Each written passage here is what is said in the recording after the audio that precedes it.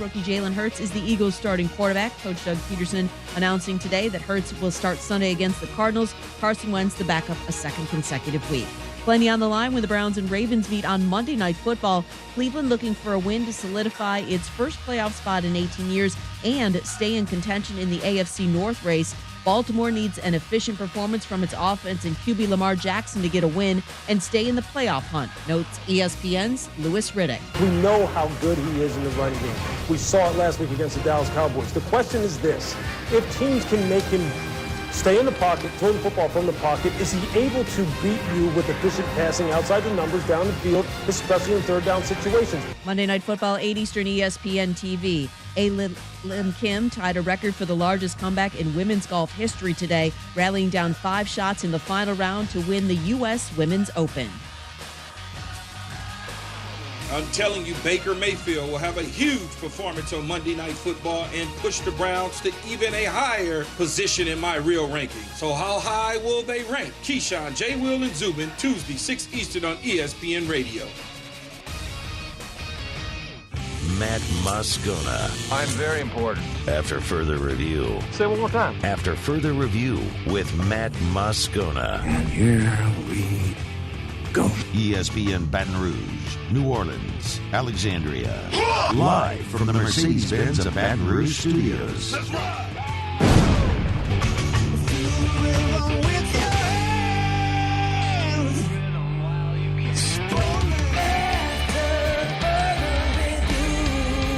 And off we go. Welcome aboard. Glad you're with us. AFR presented by Relief Windows. I'm Matt. I appreciate it, bud. Have a good one. Paul O'Neill. They're chanting Paul O'Neill's name.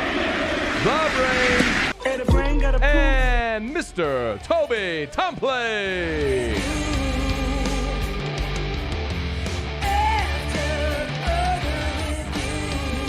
All right, we're here. Glad you are as well. Get out there and make it a good one. Former Saints and Eagles defensive lineman Hollis Thomas in 15 minutes from right now.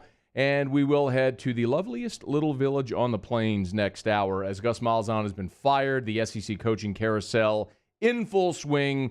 We'll get the latest there from Zach Blackerby. I am going to try my best to avoid talking about the Saints for as long as I possibly can because it's going to put me in a bad mood. And there is no reason today to be in a bad mood. LSU goes on the road as a 23-point underdog and pulls off the most improbable upset of the college football season. I saw today Bill Connolly, who does the S&P projections at ESPN, gave LSU his ratings. Gave LSU a 0.6% chance of winning the game Saturday at kickoff. As the old adage goes, that's why they play the game. I mean, absolutely incredible. Here's what I'm going to ask. If you're an LSU fan, here's what I'm going to ask you today. Please allow this game on Saturday to exist in a vacuum. Please allow this game to be its own beautiful, majestic entity. Don't think, well, look, does this mean Bo keeps his job? Because it doesn't. Don't think, well, does this mean Max Johnson is the quarterback of the future? Or did we find? Maybe. Don't think, oh, well, if only they had played that well. Let this exist as a moment in time with no parallel. That was statistically the most improbable upset of this college football season, and right alongside 1993 LSU at Alabama, the day that Pigs flew, as the most improbable upsets in the history of LSU football. 127 years of football, that might have been the most improbable upset ever.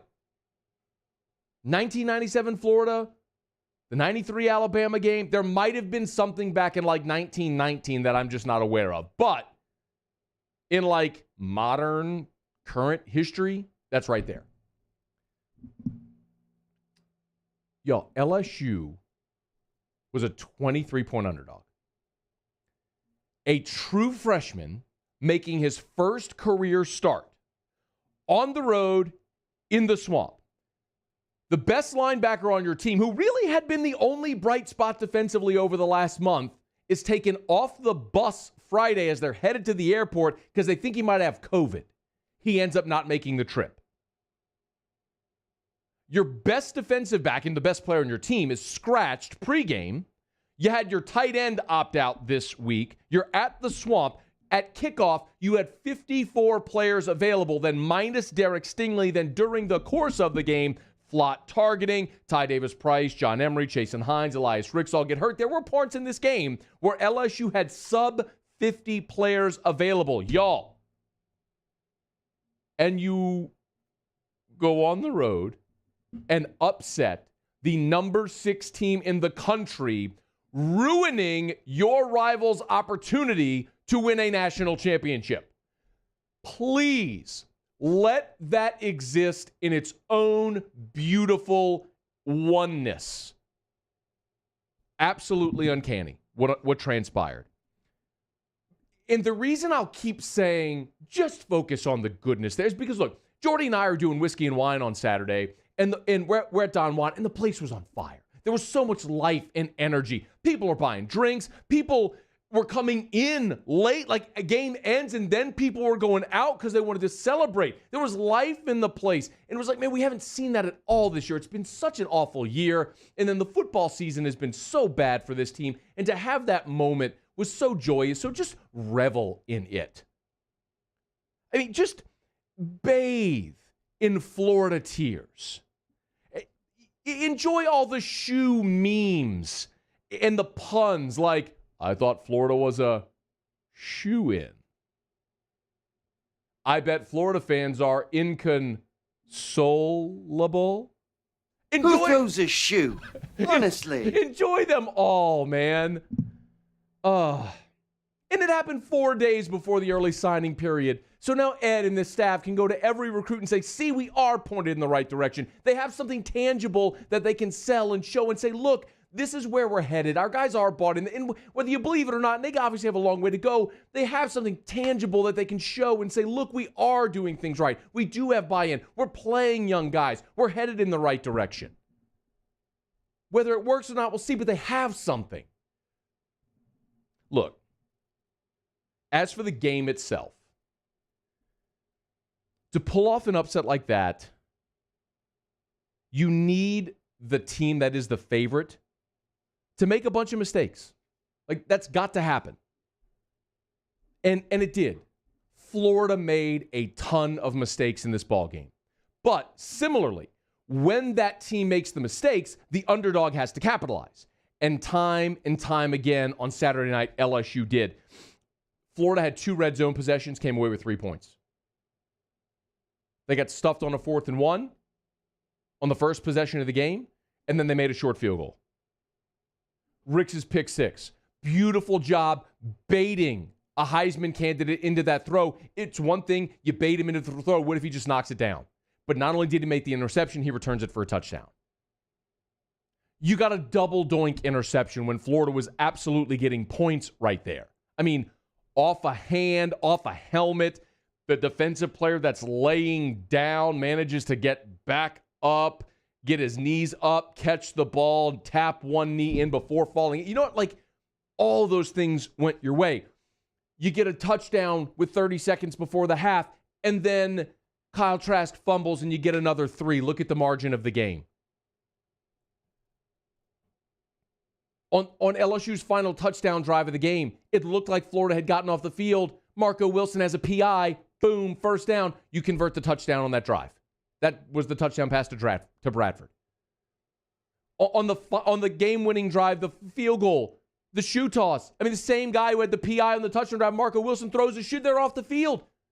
Florida is off the field. It's 3rd and 8. You throw a little dump off to Cole Taylor. He stopped short. Florida's off the field. They're getting the ball with a chance to go win the game. Idiot throws a shoe. You get it. You put together a few more first downs. Boom, 57-yarder in the fog. Nails it. Their veteran kicker, Evan McPherson, who's been there forever, one of the best kickers they've ever had in the program history, hooks it. I mean, LSU needed breaks. Florida opened the door, and LSU walked right through. A couple of other things that I'll say. When you have an upset like that, we talk about it all the time, when you're trying to pull an upset, if you are the favorite, what you have to do is not allow that team any hope. You've got to make the issue not an issue, make it decided early. Last week against Alabama, opening possession of the game, touchdown, and everyone's going, here we go. Saturday against Florida, second play of the game, 44 yards down the middle. Flott was lucky to get a hand on him to bring him down, otherwise it's 6. But LSU comes up with the goal line stand. Stupid by Dan Mullen not to take points. But LSU comes up with the goal line stand, and you go, all right. Next possession, Florida scores. LSU gets the ball back. 11 plays, 75 yards, touchdown. There was your answer. And all of a sudden, it was like Rocky IV where the Russian was cut, and Rocky comes to the sideline, and you got the trainer go, you see, he is a man. And you're, dun, dun, dun, dun, dun, dun, dun, dun, dun, dun, dun. And it's like, now here comes the montage of them fighting for 12 rounds. And you knew in that moment, LSU was here for a fight. Like, you knew those kids that were getting their first opportunity to play were there. They were there for a fight. And I'll be damned if they didn't win it. Florida's next touchdown drive. Boom. LSU responded again with this time with a 9-play, 75-yard touchdown drive right before half. And then they get the fumble and the field goal. They're up 7 at half. Get a field goal to start the second half, and now you're up 10. And all of a sudden you're looking around going, damn, they might do this. You had to get breaks. Florida obliged. And LSU capitalized on every one of them. What a day it was. Listen, don't ignore the very real issues that this program has that still need to be addressed. But Bo Pelini ain't keeping his job, y'all. They gave up 34 points and 609 yards on Saturday. That ain't good. If that's the thing you're trying to use as your argument to keep him in place, just think in a vacuum, 34 points, 609 yards. That ain't good. Maybe Max Johnson will be the guy. Maybe not. We said the same thing about TJ Finley after they routed South Carolina, and he looked like a Heisman candidate. And he comes up with a game-winning drive on the road in the rain against Arkansas. And he's had good moments and freshman moments, and the same would happen for Max, okay? But don't think about those things today. It's not worth thinking about those things today. Just revel in Florida's misery. Bathe in Gator tears. Enjoy this. Because, damn it, after this year, we have all earned it. It's after further review. Knock out a quick break. Former Saint and Eagle defensive lineman Hollis Thomas joins us next. AFR. AFR. Monday Night Football. Need a place to watch? Pluckers is always there for you. And you know what? Since it is Monday, all you can eat wings. Either location, Nicholson or Bluebonnet. Dine in or carry out. Reigning MVP Lamar Jackson takes the Baltimore Ravens on the road. Take on Baker Mayfield and the Cleveland Browns, looking for their first 10-win season since 2007. My goodness. Why not watch that tonight at Pluckers? Nicholson just south of campus, Bluebonnet right in front of the Mall of Louisiana. 24 flavors of award-winning jumbo chicken wings, ice-cold draft beer, full-service bar. Tonight and every Monday is all-you-can-eat wings. So when you knock off of work, just head straight to Pluckers. Start eating wings early, stay there and eat wings late, and watch Monday Night Football at Pluckers. Nicholson, Bluebonnet, dine in, carry out. Great for catering orders, too, if you're having your holiday party or your game watch. It's at Pluckers, where if you don't like our wings, we'll give you the bird. $14,000 off MSRP on a new 2020 Ford Expedition XLT. All new Bayou Ford vehicles come with a 1 million-mile powertrain warranty. And with Bayou to You, free delivery right to your door. The crew at Bayou Ford is going to do right by you. Are you a licensed contractor? There's lots of good contractors in Louisiana doing work the right way, but unfortunately, too many unlicensed contractors are working outside the licensing requirements. Working as a contractor in Louisiana requires a license for the company doing the work. The Louisiana State Licensing Board for Contractors wants to help you get licensed to allow you to conduct work legally. It's not difficult to get the license. We can help you. Go to lacontractor.org for more information. Licensed contractors, it's the law. I've been doing business with Luba for 25 years. They're dependable, trustworthy. It's just the attention to detail with our clients. Our folks have years and years of experience. They're highly trained professionals, but many companies have that asset. What I'd like to think makes Luba a bit different is that we use those talents in a way that truly is dedicated to serving the needs of the folks who depend on us. Gulf Coast Bank and Trust is a local bank with a straightforward philosophy. It's about doing the right thing for our customers. Participating in our community with annual local fundraisers. Offering individual attention in a modern banking atmosphere with a trusted local company. Gulf Coast Bank invested in technology with a local touch, giving our customers the power to bank anywhere, anytime. We're building relationships through personal service as a bank that cares about you. Gulf Coast Bank and Trust, the bank that cares about you. To all of our heroes working on the front lines of this COVID-19 pandemic, your bravery and selflessness represent the very best of us, and we want to say thank you. I'm asking everyone around the state to join me in celebrating the heroism of our healthcare professionals on the 19th of every month at 1900 hours, that's 7 p.m. Write a note of appreciation, make plans to donate to charitable organizations, or say a prayer. To learn more, visit 19thanks.org. Thank you, and God bless. T-Bob Hebert here with breaking news. Front to Back Boat Services is the shop to upgrade your boat tech this fall. With not one but two NMEA certified techs, who better to install your Panoptic sonar, your HD displays. You want to see the fish under the water before you even cast?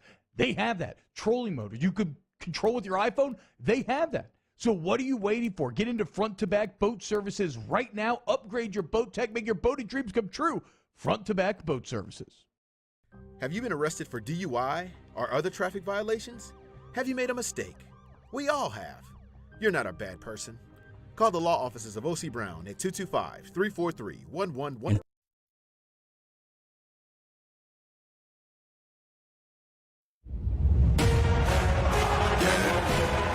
You know that I got it. Yeah. You know that I got it. Yeah. All this game up in my pocket. Bet that you can't stop it. You know that I got it. After further review with Matt Moscona, presented by Relief Windows. Windows, doors, siding. Call 288-8138 or visit reliefwindows.com. ESPN Baton Rouge, New Orleans, Alexandria.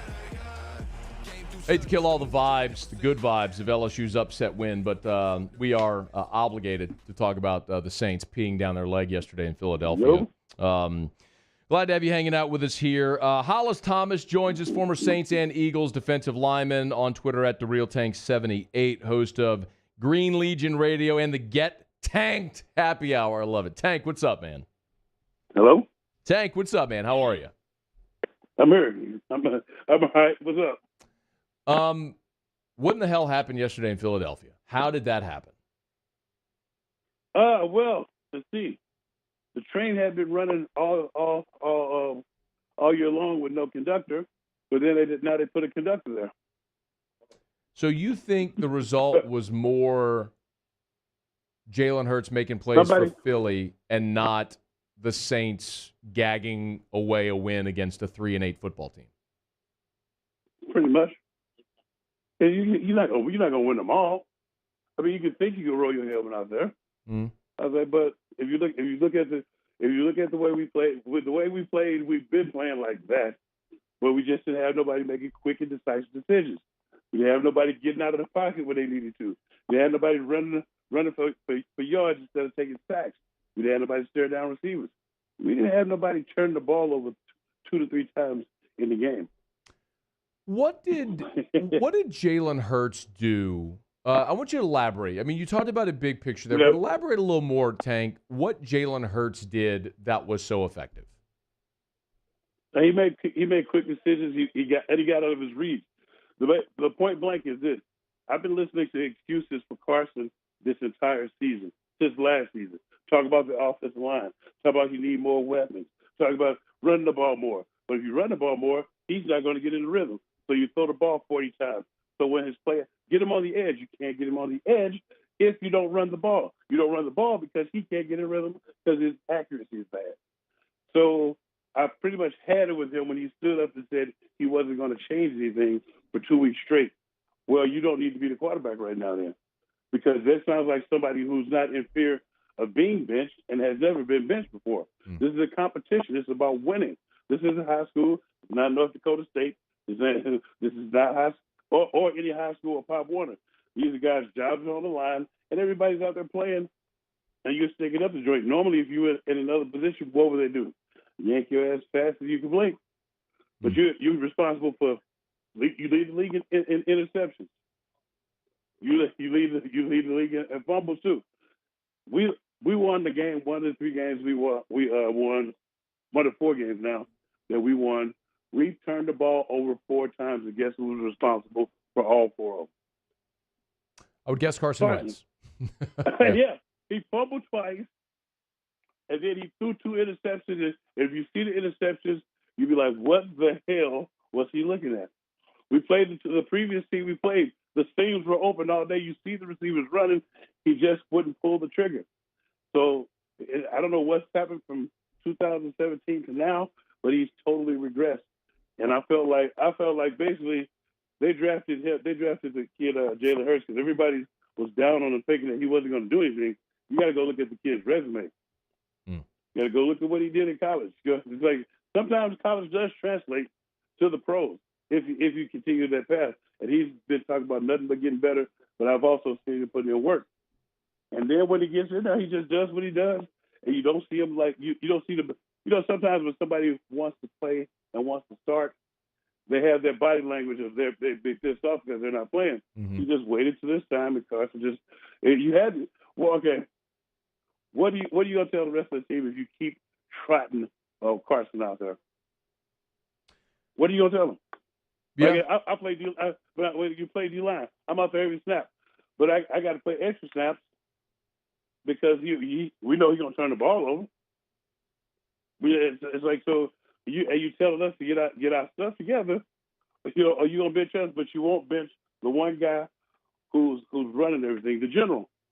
Somebody's got to be over the general, and he just wasn't being a good leader all around as far as his play. Now I don't know what was going on inside, because if you've been paying attention to the squad over the past since he's been here, like since he started having these start regressing.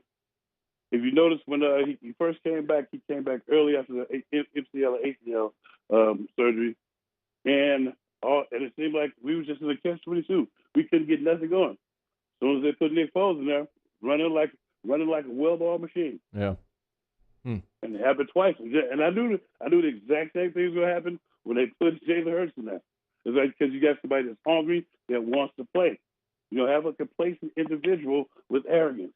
It's like it's a team. You know, it's like you can't.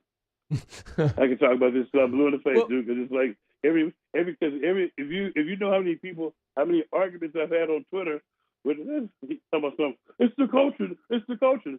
At some point, you need to pop the titty out of his mouth and let him become a man and be a player. Dang. Look, let's move the conversation away from Carson Wentz. Okay. What did, because look, Jalen obviously played well. You had Jalen and Miles Sanders both go over 100 yards. And that was really surprising, man, because the Saints had that streak of 55 games without allowing a 100-yard rush, and then 2 guys in the same team do it.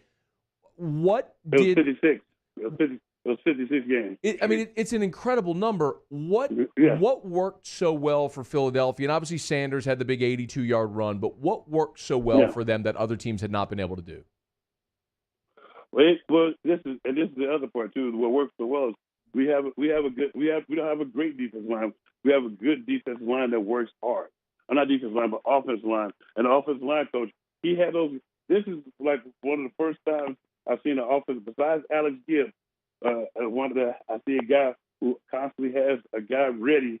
No matter rookie or nothing, constantly have a guy ready to go in there and just fill in the spot.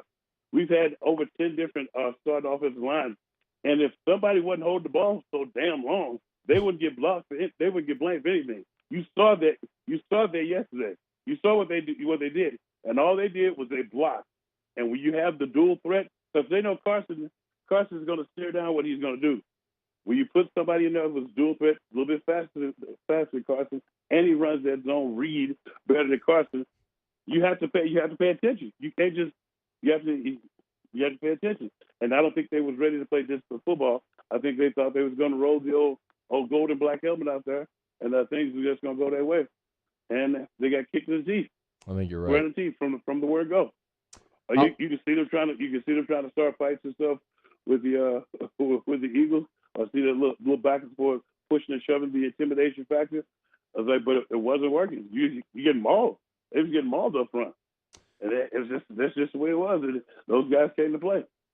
Hollis Thomas is with us, former Saints, Eagles, Panthers defensive lineman, host of the Green Legion Radio. You can get that however you get your podcasts. Also, the Get Tanked Happy Hour, greenlegion.com. Yeah, it's also, you can download me on iTunes and an iHeartRadio app. And just go look for Get Tanked Happy Hour. And I know you kind of cracking up when you heard that part. I love the name. All I do is I just drink beer, wine, and champagne, and I discuss football in an uncut manner. And I take questions from Facebook, but we always have an agenda of what's going on in Philadelphia. But go ahead. What was your next question? No, dude, I do an LSU postgame show with another guy, with Jordy, and we call it Whiskey and Wine. He drinks wine, I drink whiskey. We basically just drink and curse and talk about the game, man. It's an amazing format how people will eat that up. Oh, but flip it over then. Yeah. So this was the first time that the Taysom Hill offense looked. It was, 98 yards and no points in the first half. What did Philadelphia figure out this offense? Because I think that's the fear, right? If you're a Saints fan, it's like once the book is out on Taysom. Oh, it's not the book is out on him. He's still, no matter what any way you look at it, he's still a rookie quarterback. Point blank, he's never been. It's like, so other teams probably just because the Saints have so many weapons, they didn't they were not worried about Taysom Hill passing the ball. They just let him run. We weren't going to let him run, and we blitzed him. And where I didn't see too many other teams blitz him, we blitzed him a lot of different types of ways and had a lot of people in his face. And if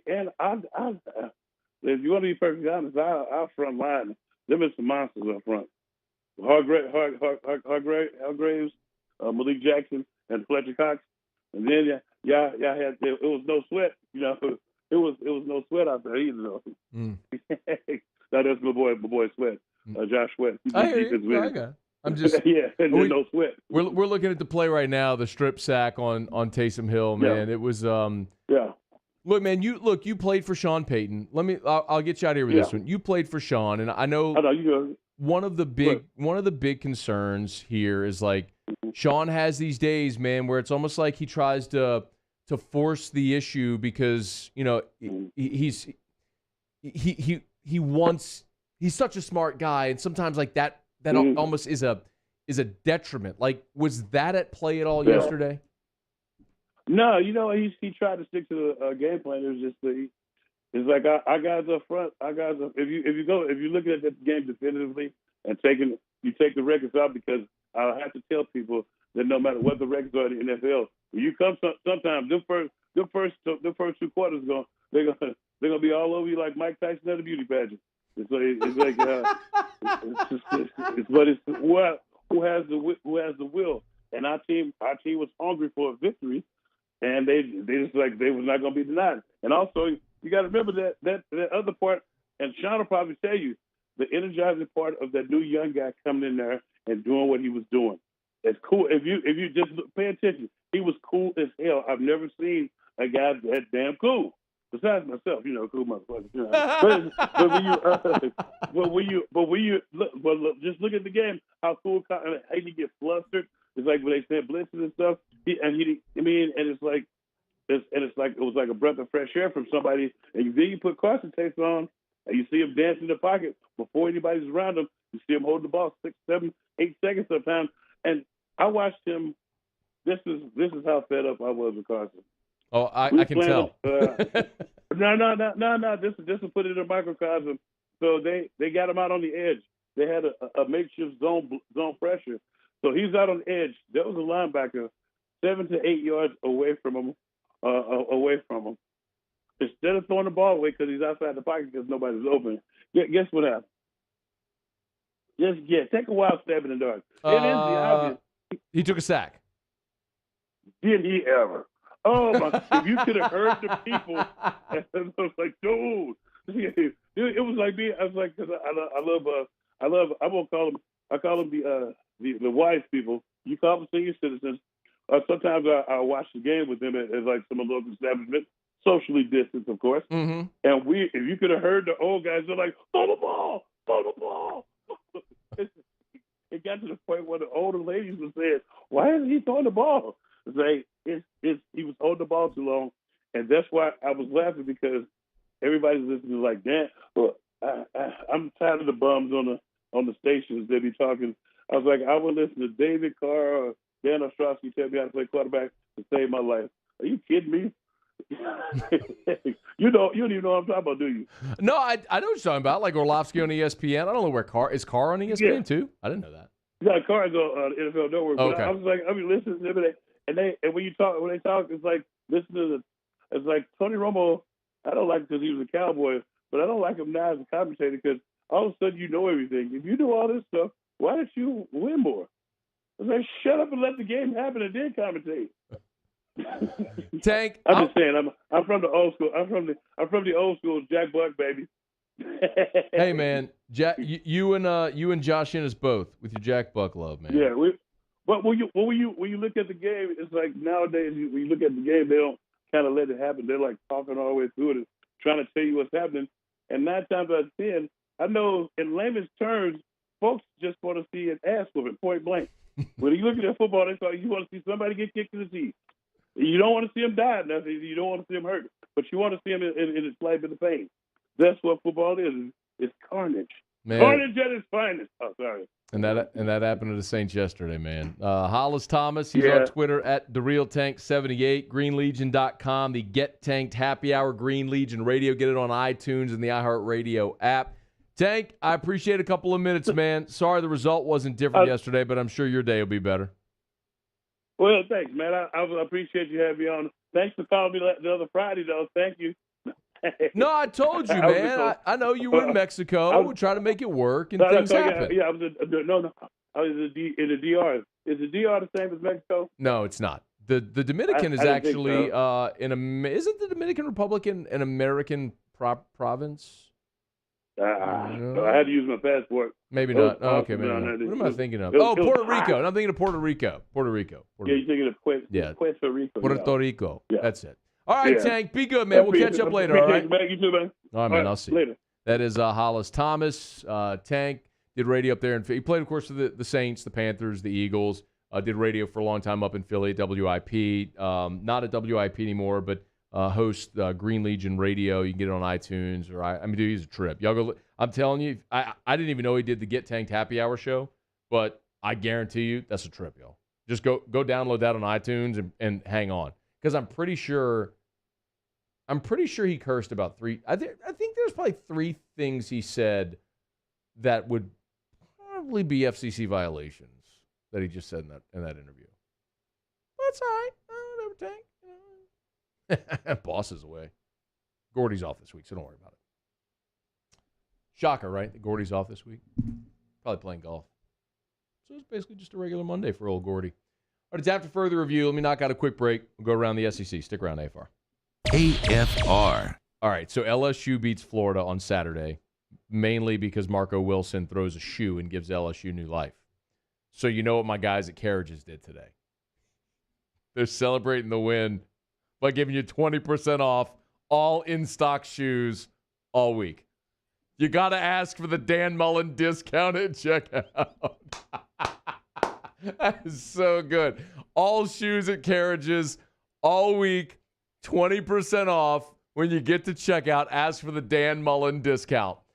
Thanks to the Gators for literally throwing away the win on Saturday, and their detriment is your gain at Carriages in Bocage, right there in the courtyard in Bocage Village, where they've been for 30 years. The best men's clothier, voted by you in the Best of 225 awards, and all shoes this week, 20% off.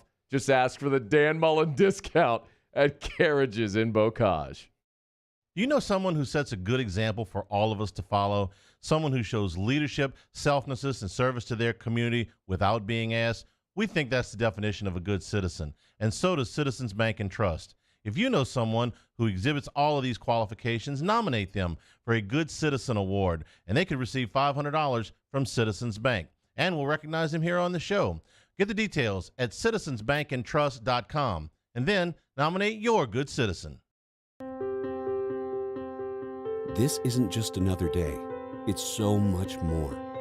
Kelly's life was put on hold when her auctioneer primary care doctor discovered a rare blood disorder. Her doctor connected her to an auctioneer care team of cancer, heart, and kidney specialists.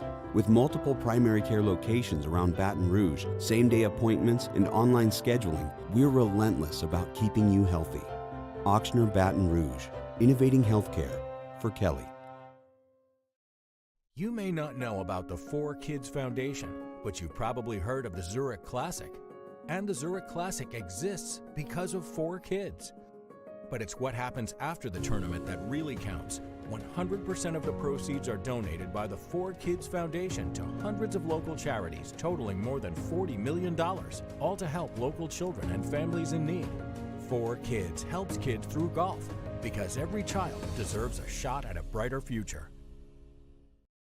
Gulf Coast Bank and Trust is a local bank with a straightforward philosophy. It's about doing the right thing for our customers. Participating in our community with annual local fundraisers. Offering individual attention in a modern banking atmosphere with a trusted local company. Gulf Coast Bank invested in technology with a local touch, giving our customers the power to bank anywhere, anytime. We're building relationships through personal service as the bank that cares about you. Gulf Coast Bank and Trust, the bank that cares about you.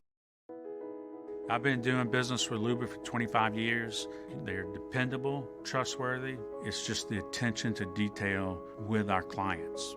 Our folks have years and years of experience. They're highly trained professionals. But many companies have that asset. What I'd like to think makes Luba a bit different is that we use those talents in a way that truly is dedicated to serving the needs of the folks who depend on us. Gulf Coast Office Products is a nationally recognized Savin office equipment dealer based right here in Louisiana. Over 100 employees strong, Gulf Coast has the boots on the ground to support all vertical markets, from education, engineering, legal, and finance. With the latest in office technology, from desktop to production segment units, Gulf Coast and Savin have the perfect fit for you. Call 225-756-2644. That's 756-2644 for Gulf Coast Office Products.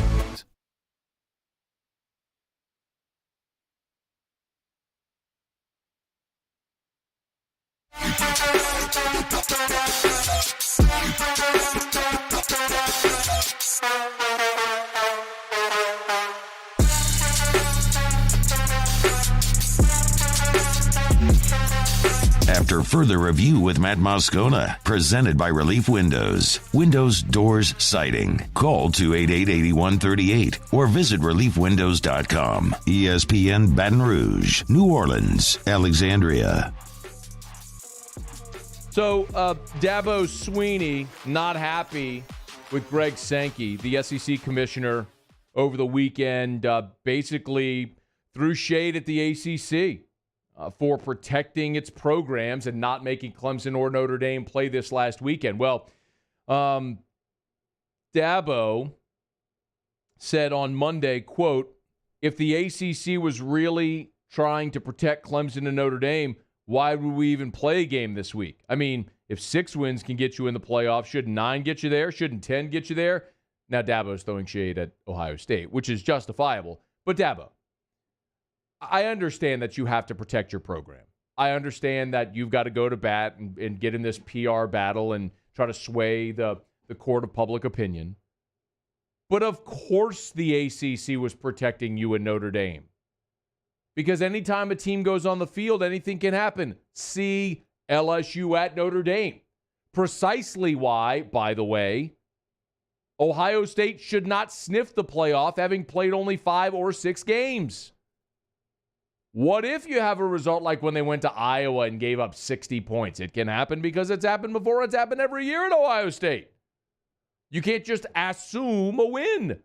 So, yeah, the ACC was protecting you and Notre Dame and their financial interests. I get it. I get what they're doing. Just don't be disingenuous with it. Of course that's what they're doing. But good on Greg Sankey for having the gonads to go publicly and be like, yeah, the ACC's protecting Clemson and Notre Dame. That's what they're doing.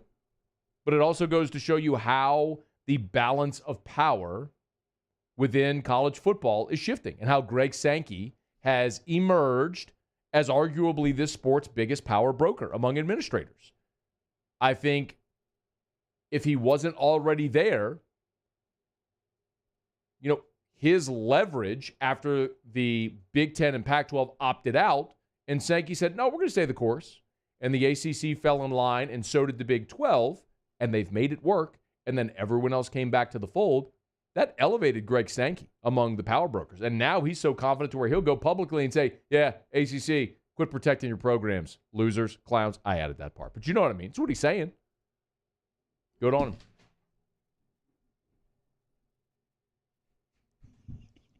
I love it, Carriage's sale.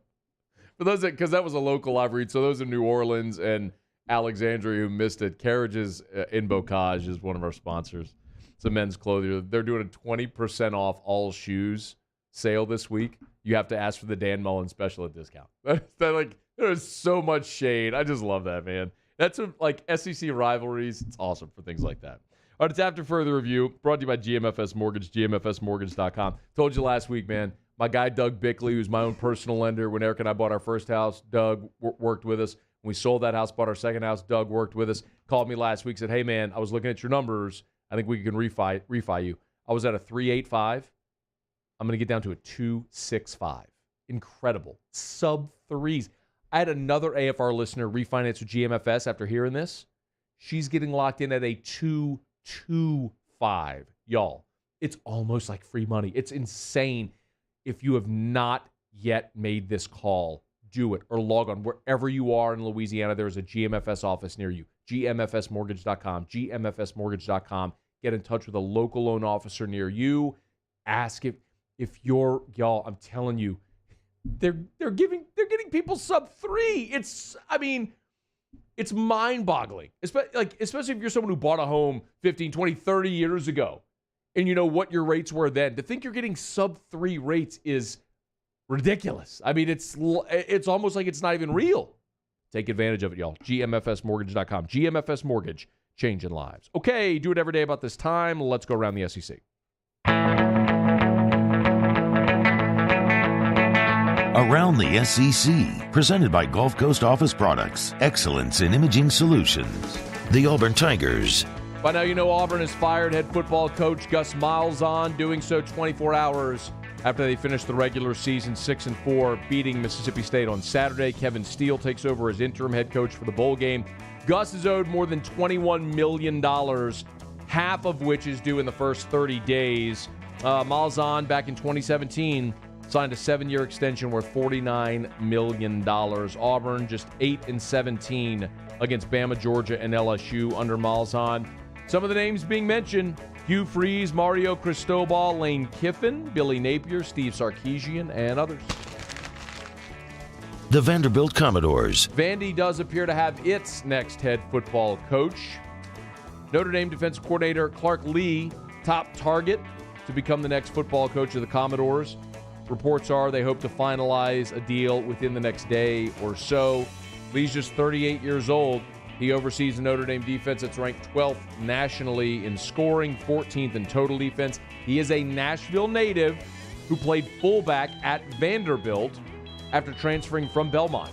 He was a finalist last year for the Boston College head coaching job. Been on the Notre Dame staff since 2017. The Florida Gators. Tight end Kyle Pitts did not practice last week, did not play against LSU, but Dan Mullen said Monday they do expect Pitts back at practice this week. Shocker, before the SEC championship game. Gators could also get a couple of other players back. Safety Sean Davis, safety Rashad Torrance, defensive end Jeremiah Moon, all expected to return this week for the SEC championship game. The Tennessee Volunteers. Brandon Johnson is leaving Tennessee football before its regular season finale. The senior wideout says he'll enter the transfer portal as a grad transfer. Does not intend to play his final game at Tennessee or take part in senior day festivities. Vols play Texas A&M Saturday. Johnson was actually Tennessee's leading receiver back in 2017. He had a redshirt in 2019. He's the 5th scholarship player to leave Tennessee during the season. The Texas A&M Aggies. And A&M has added its highest-rated recruit to its 2021 class. 5-star defensive end Shamar Turner has committed to Texas A&M. The number 31 overall player in the country, the number 4 defensive end, 6'3", 282. He is the 19th public commit for the Aggies. Early signing period, of course, begins Wednesday. And there you have it. That is Around the SEC, presented by Gulf Coast Office Products. Shout out to our guy Trey Beal and our friends at Gulf Coast Office Products, online at gcopnet.com, gcopnet.com for Gulf Coast Office Products. If you're a business owner and you need office equipment, you need Gulf Coast Office Products, gcopnet.com. All right, it's after further review. I will give you my full thoughts on Saints-Eagles in 14 minutes here as we start hour number 2. Also next hour, mention Gus Malzahn fired. We're going to head to the loveliest little village on the plains. We'll talk to our guy Zach Blackerby from Auburn Radio and the Locked on Auburn podcast. Talk about what prompted this. Well, we know what prompted it. What pushed it over the finish line. And where do they go next? What's realistic? We'll get a take on that about 30 minutes from right now. All right, glad to have you hanging out with us here. It's a Monday edition of AFR presented by Relief Windows. Stick around. AFR. AFR, always love telling you about our friends at the Baton Rouge General Hospital because they are advancing healthcare in the greater Baton Rouge area. And you're going to be treated wonderfully at the Baton Rouge General Hospital. Just this past week, I had to go visit a family member who's in the hospital at the General. And the staff there, they're courteous, they're friendly, they're experts, they're awesome. It's the Baton Rouge General Hospital. brgeneral.org, brgeneral.org. Remember, Baton Rouge General is partnered with the Mayo Clinic Care Network. What that means is that your physician here gets clinical access, expert access, clinical collaboration with some of the foremost experts and specialists in the world at the Mayo Clinic. And it's at no extra cost to you. And this is exclusive. You can learn more about it at brgeneral.org, brgeneral.org. Remember, the Baton Rouge General Ascension Neighborhood Hospital and ER is now open. It's the Baton Rouge General Hospital. Learn more, brgeneral.org.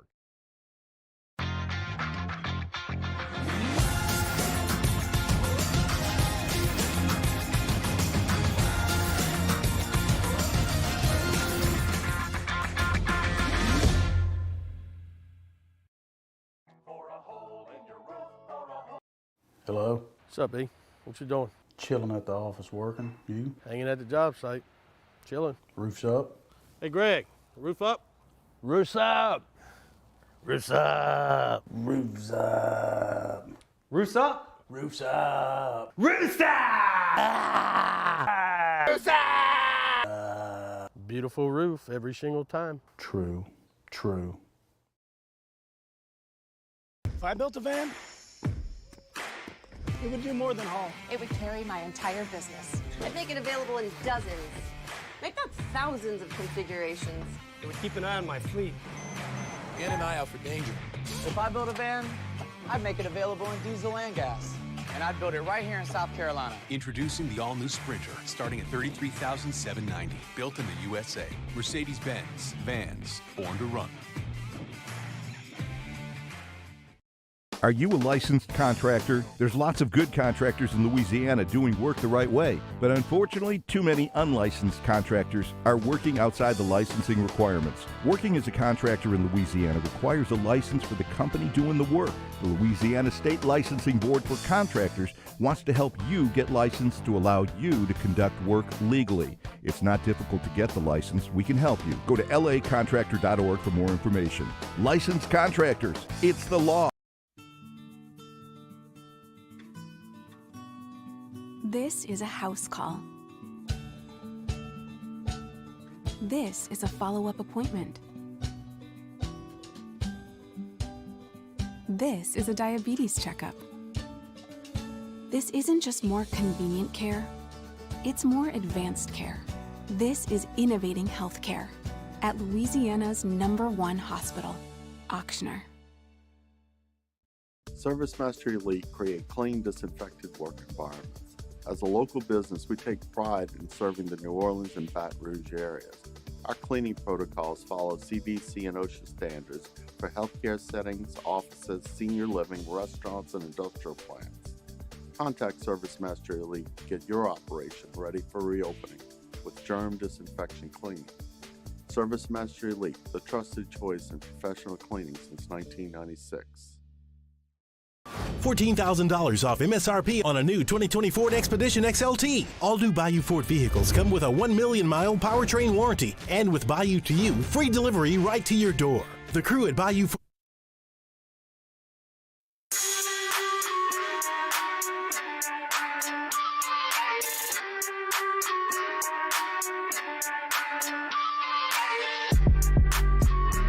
After further review with Matt Moscona, presented by Relief Windows. Windows, doors, siding. Call 288-8138 or visit reliefwindows.com. ESPN Baton Rouge, New Orleans, Alexandria.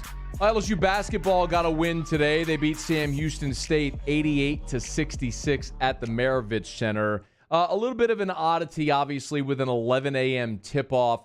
This game was added last week after... of course, LSU's scheduled trip to Atlanta was canceled because of COVID concerns. LSU had apparently a COVID outbreak within the program or contact tracing within the program. So they did not make the trip to Atlanta this weekend. Instead, they scrambled, found this game against Sam Houston State, who bust over to play the game. They played it this morning because the Lady Tigers play today at 5 o'clock. So they got the game in so they can clear the arena and everything like that, get ready for the women's game tonight. So 88-66. The Tigers beat Sam Houston State. It's a game where LSU got off to a big lead early. Sam Houston State went on a run, kind of rallied. LSU led by 8 at the half, and then the defense really clamped down late in the second half as LSU went on a spurt. Held Sam Houston State just 29 points in the second half. So 88-66, the Tigers victorious today. We also saw Josh Leblanc make his LSU debut today. Played 14 minutes, scored 5 points, 8 rebounds for the Tigers. Remember, he's the Georgetown transfer who was granted eligibility. So, we're starting to see this roster really round into form. And they've only played 5 games. And it's one of those things where with so many new components, yes, you return Javonte Smart and Darius Days. And, Trendon Watford, of course. You look at this and you say, man, you got so many pieces from a year ago, but you added so much. And by the way, Watford did not play today. So Mwani Wilkinson started along with Days. Charles Manning, who's just now returning as well, with Cam Thomas and Javonte Smart. Smart had 25 for LSU today. Cam Thomas had 19. So a really big day for Javonte. No Trendon Watford out there for the Tigers, but Javonte with 25, Cam Thomas with 19, and Darius Days was 16 were your leading scorers for LSU. I think this is a team that we talked early about what the depth was going to look like on this team. Remember, you did not have Trendon Watford, also no Sharif O'Neal today. So you were without 2 guys who are significant contributors for you. You ended up starting 2 freshmen with Wilkinson and Cam Thomas, and Charles Manning also started, he's just back.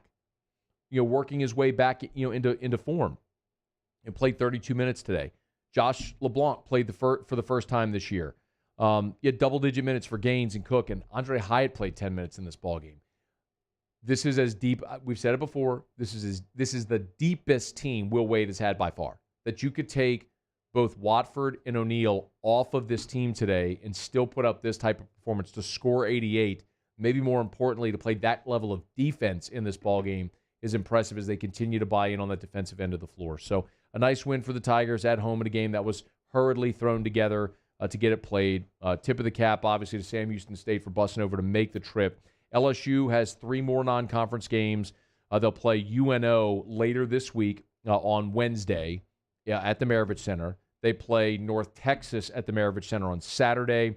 And then the following Tuesday, they'll play VCU at the Maravich Center before opening up conference play against Texas A&M after Christmas on December the 29th. All right, it's after further review. That'll put a button on hour number 1. Glad you're hanging out with us here. When we come back after SportsCenter, I want to go deep dive into my thoughts on the Saints game yesterday. Their 9-game winning streak snapped, had a chance to clinch the NFC South, didn't do it, and lost control of the 1 seed in the NFC. A pretty devastating day for the New Orleans Saints yesterday in Philadelphia. Now they have a lot of heavy lifting to do and need some help if they're going to get back into contention for the 1 seed. All right, we'll talk some Saints-Eagles when we come back here in Hour 2 of AFR, presented by Relief Windows. It is a Monday, and glad you're here. Stick around. AFR. And as we mentioned, our Monday shows all throughout the year brought to you by Relief Windows and ReliefWindows.com. Windows, doors, siding, Relief Windows and ReliefWindows.com. You can always give them a buzz, 288-8138, 288-8138. You can go see them at their showroom on Pennywood. So if you're in Baton Rouge, you're on Segan, you turn off of Segan onto Cloverland, right near Airline, turn onto Cloverland, your first right is Pennywood. When the road bends, you can't miss Relief Windows. Giant Relief Window sign. If you're building a house, I would always encourage you to do this. Go to Relief Windows and install these windows and doors when you build your house. Do it once you're done forever.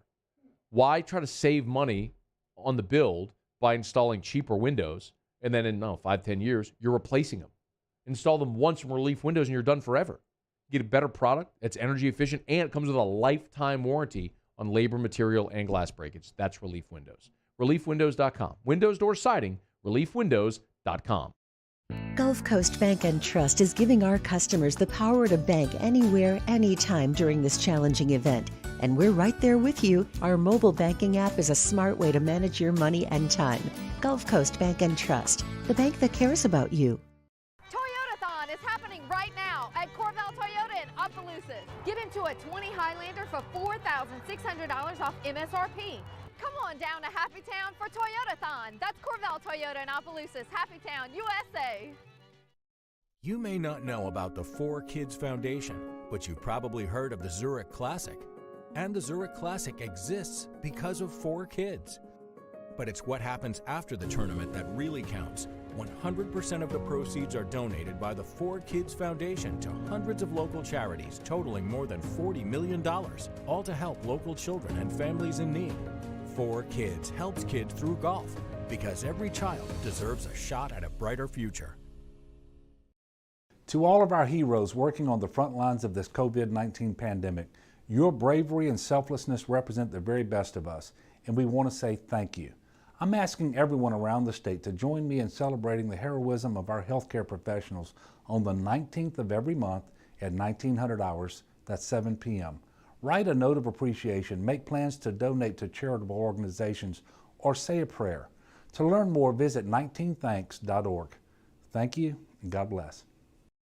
T-Bob Hebert here with breaking news. Front to Back Boat Services is the shop to upgrade your boat tech this fall. With not 1 but 2 NMEA certified techs, who better to install your Panoptic sonar, your HD displays. You want to see the fish under the water before you even cast? They have that. Trolling motor you could control with your iPhone? They have that. So what are you waiting for? Get into Front to Back Boat Services right now. Upgrade your boat tech. Make your boating dreams come true. Front to Back Boat Services. This isn't just another day. It's so much more. Kelly's life was put on hold when her auctioneer primary care doctor discovered a rare blood disorder. Her doctor connected her to an auctioneer care team of cancer, heart, and kidney specialists. With multiple primary care locations around Baton Rouge, same-day appointments, and online scheduling, we're relentless about keeping you healthy. Auctioneer Baton Rouge, innovating healthcare for Kelly. At All-Star Toyota, you get it all. If you're in the market for an all-new Toyota vehicle, come see our friendly and knowledgeable sales team at All-Star Toyota.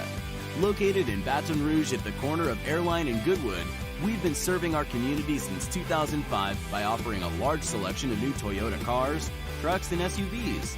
Get behind the wheel of your dream car and take a test drive at All-Star Toyota today.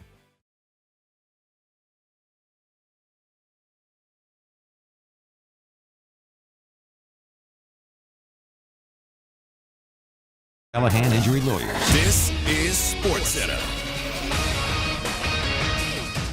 I'm Christine Lisi. This just in. The grandfather of Florida basketball star Keontae Johnson told USA Today he's in a medically induced coma after collapsing during Saturday's game against Florida State. The cause of the collapse unknown at this time. Johnson was a projected first-round pick in the 2021 NBA draft. Eagles rookie quarterback Jalen Hurts will start for the second straight week over Carson Wentz. Coach Doug Peterson announcing Hurts starts Sunday against the Cardinals. Hurts in the win over the Saints provided the spark the team had been looking for offensively, points out ESPN's Dan Orlovsky. He played really decisive football. And for a kid to have that opportunity and to go and that be the defining name that comes out of that game yesterday for him or the style of play that he had was a really good sign. And so definitely some growth has to happen with the passing game for him, but it looked like a completely different offense with him at the helm. Dan Orlovsky on Greeny with Mike Greenberg. Sam Darnold told reporters today he hopes to remain the Jets' long-term quarterback.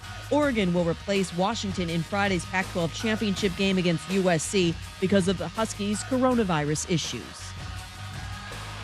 I'm telling you, Baker Mayfield will have a huge performance on Monday Night Football and push the Browns to even a higher position in my real ranking. So how high will they rank? Keyshawn, J. Will, and Zubin, Tuesday, 6 Eastern on ESPN Radio. Matt Moscona. I'm very important. After further review. Say one more time. After further review with Matt Moscona. And here we go. ESPN Baton Rouge, New Orleans, Alexandria. Live from the Mercedes-Benz of Baton Rouge studios. That's right.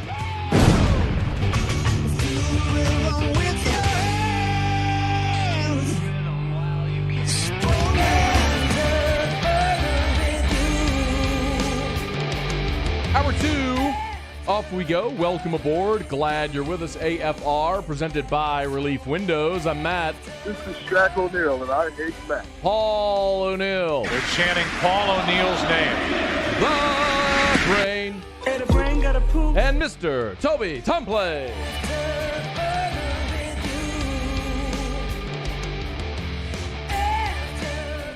We're here. Glad you are as well. Get out there and make it a good one.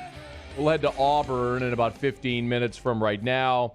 Our guy Zach Blackerby from the Auburn Radio Network is going to join us. Gus Malzahn fired. Where do they go? If you're new to the show, I love the silly season, the coaching carousel. I think in many respects that reshapes the landscape of college football. Who goes where, teams improve, they weaken, how much money they spend, or their commitment to their program, whatever it may be. This is where, when the carousel starts spinning, the landscape is reshaped. South Carolina's already got a new coach. Vanderbilt looks like they're about to hire their coach. Auburn, 3 days before the early signing period, fires Gus Malzahn. What do they do? I'm interested. So we'll get some answers.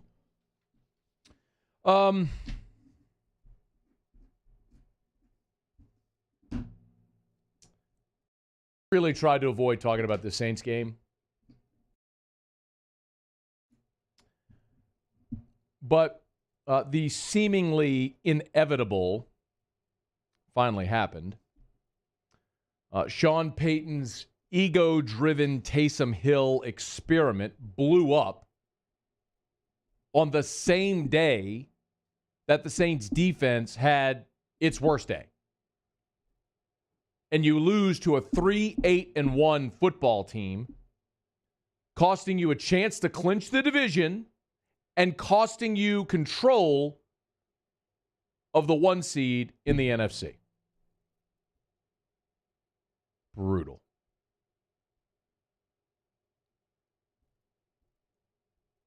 Had too many people today. Hey, man, Taysom Hill didn't give up 2 100-yard rushing performances.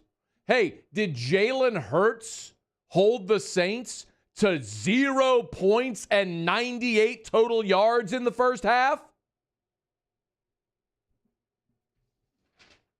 You can blame the defense all you want.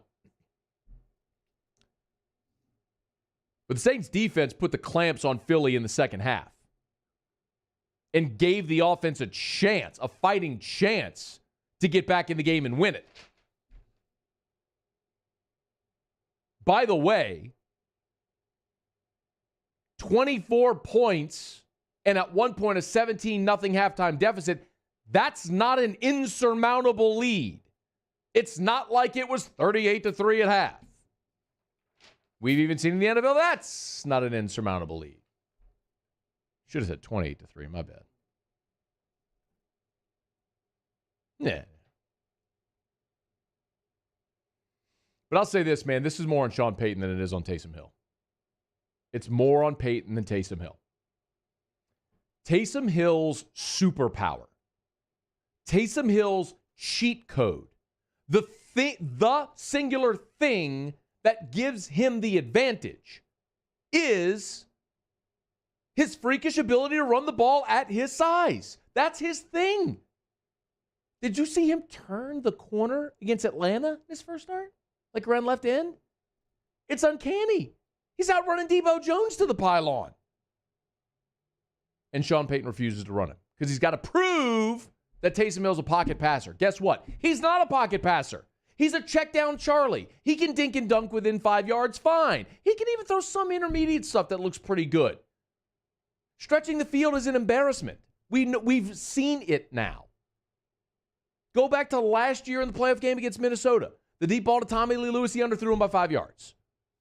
The first game he started against Atlanta, his 2 deep balls looked like punts in a middle school game. The touchdown he threw yesterday to Emmanuel Sanders, underthrown by 5 yards. The final touchdown drive, a 3-play touchdown drive, he's got Traquan open on the right sideline, underthrows him by 5 yards. That should have been a score. He had Sanders in the back of the end zone on second down, misses a wide open receiver in the NFL. And then throws a jump ball in the middle of the end zone to Jared Cook, which was behind him. A better defensive back, a better play by a defensive back, probably intercepts that ball, but kudos to Jared Cook for fighting for it and coming down with it. Sean Payton refuses to run Taysom Hill. 5 carries for 33 yards. By contrast, Jalen Hurts had 18 carries for 106. Let your guy do the thing he does really well. Sean will do it. I gotta prove he can throw the ball. Can't. Average at best passer whose ability to soften a defense by running the football magnifies or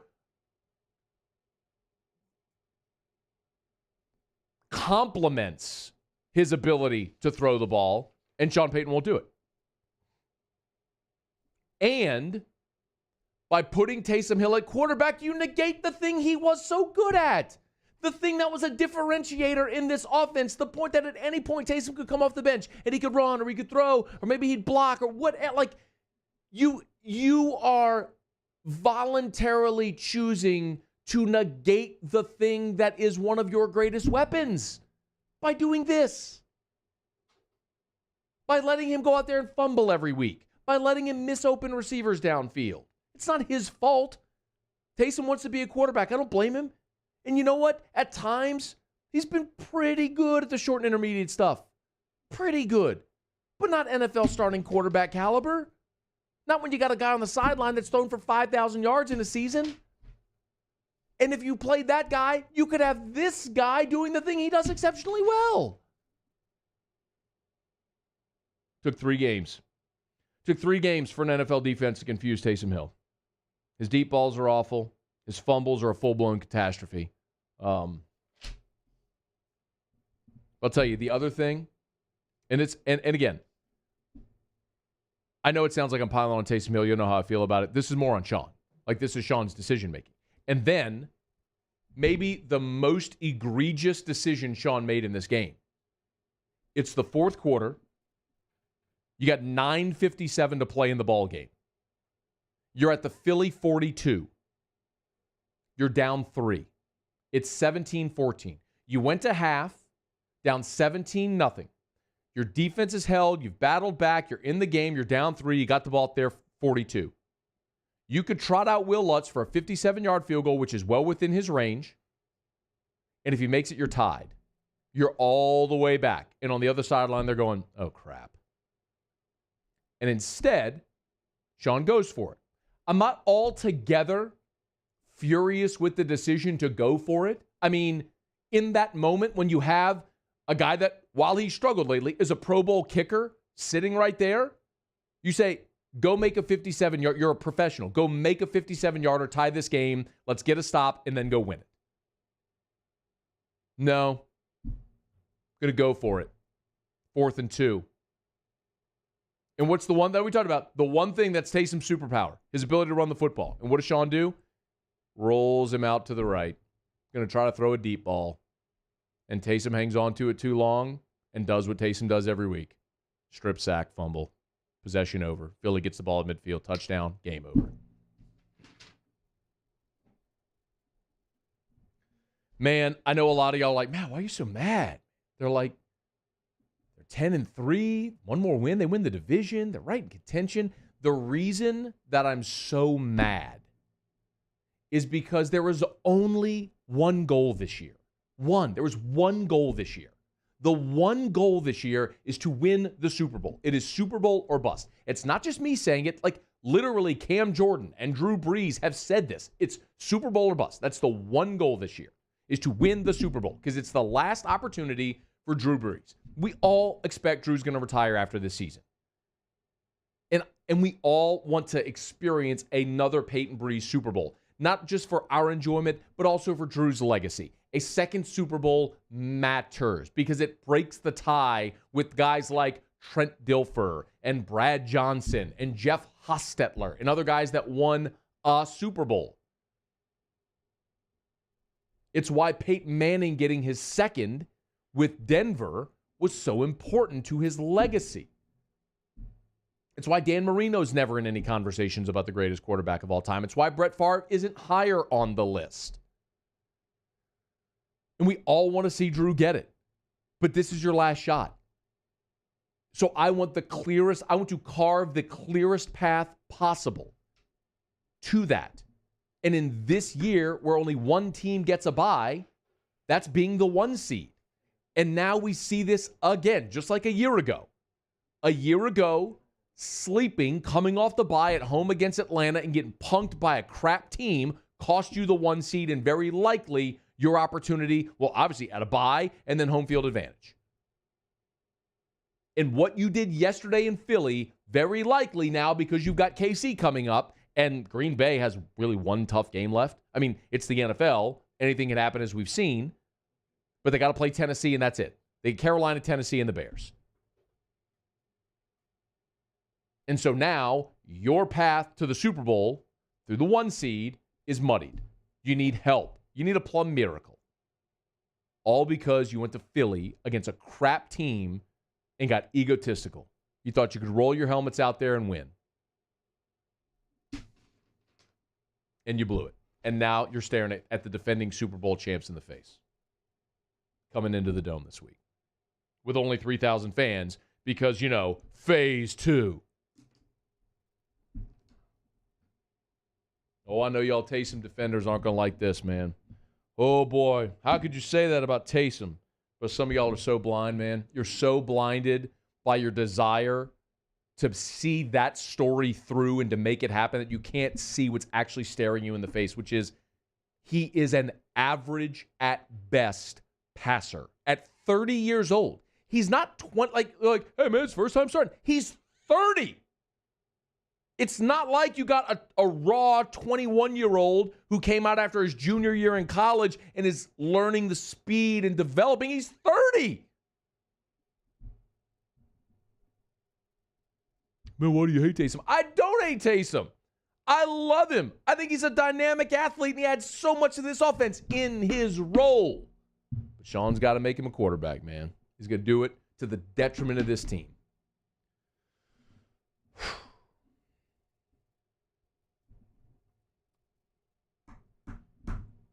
All right, it's after further review.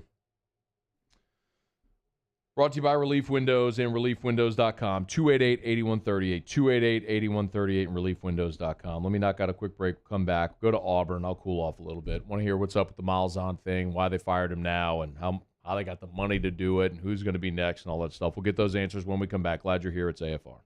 AFR. We are moving into 2021, y'all. If in 2021, part of your New Year's resolution is going to be to get your financial house in order, call Insurance Network of Louisiana. It is a great day. It's Monday. They're open for another 45 minutes. You can call right now. Call them right now, 293-0450, 293-0450, or online at lainsurance.net, lainsurance.net. It's Insurance Network of Louisiana.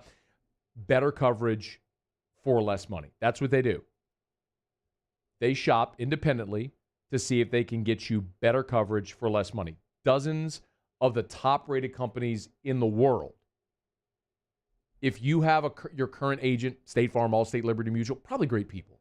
I'm not discouraging anybody like that. But they can only get rates from one company. You call Insurance Network of Louisiana, they will shop dozens of the top-rated companies in the world to let them compete to get you better coverage for less money. 293-0450. During these challenging times, we know your healthcare needs don't stop.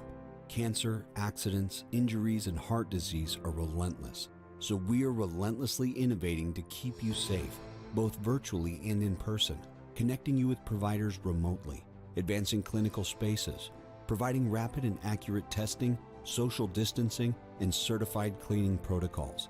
We are Auctioner, and we will not slow down. Auctioner Health, innovating healthcare. If I built a van, it would do more than haul. It would carry my entire business. I'd make it available in dozens, if not thousands of configurations. It would keep an eye on my fleet. And an eye out for danger. If I built a van, I'd make it available in diesel and gas. And I'd build it right here in South Carolina. Introducing the all-new Sprinter, starting at $33,790. Built in the USA. Mercedes-Benz. Vans. Born to run. Gulf Coast Bank and Trust is a local bank with a straightforward philosophy. It's about doing the right thing for our customers. Participating in our community with annual local fundraisers. Offering individual attention in a modern banking atmosphere with a trusted local company. Gulf Coast Bank invested in technology with a local touch, giving our customers the power to bank anywhere, anytime. We're building relationships through personal service as the bank that cares about you. Gulf Coast Bank and Trust, the bank that cares about you. I've been doing business with Luba for 25 years. They're dependable, trustworthy. It's just the attention to detail with our clients. Our folks have years and years of experience. They're highly trained professionals. But many companies have that asset. What I'd like to think makes Luba a bit different is that we use those talents in a way that truly is dedicated to serving the needs of the folks who depend on us. Gulf Coast Office Products is a nationally recognized Savin office equipment dealer based right here in Louisiana. Over 100 employees strong, Gulf Coast has the boots on the ground to support all vertical markets, from education, engineering, legal, and finance. With the latest in office technology, from desktop to production segment units, Gulf Coast and Savin have the perfect fit for you. Call 225-756-2644. That's 756-2644 for Gulf Coast Office Products. Are you a licensed contractor? There's lots of good contractors in Louisiana doing work the right way, but unfortunately, too many unlicensed contractors are working outside the licensing requirements. Working as a contractor in Louisiana requires a license for the company doing the work. The Louisiana State Licensing Board for Contractors wants to help you get licensed to allow you to conduct work legally. It's not difficult to get the license. We can help you. Go to lacontractor.org for more information.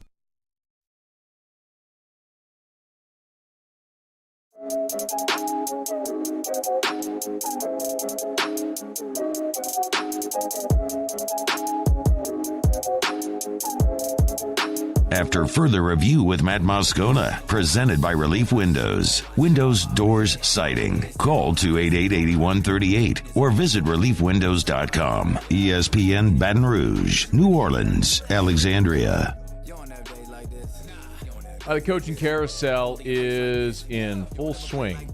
Gus Malzahn fired over the weekend, and he becomes the third SEC coach now fired this year, joining Will Muschamp at South Carolina, of course, Derek Mason at Auburn. I want to go over to Auburn to get all the info on why now, how they're going to pay for it, who's next. Zach Blackerby, who is the host of Locked On Auburn, also the program director at the Auburn Network. Check him out on Twitter at @ZBlackerby. Zach, what's up, man? Thanks for the time.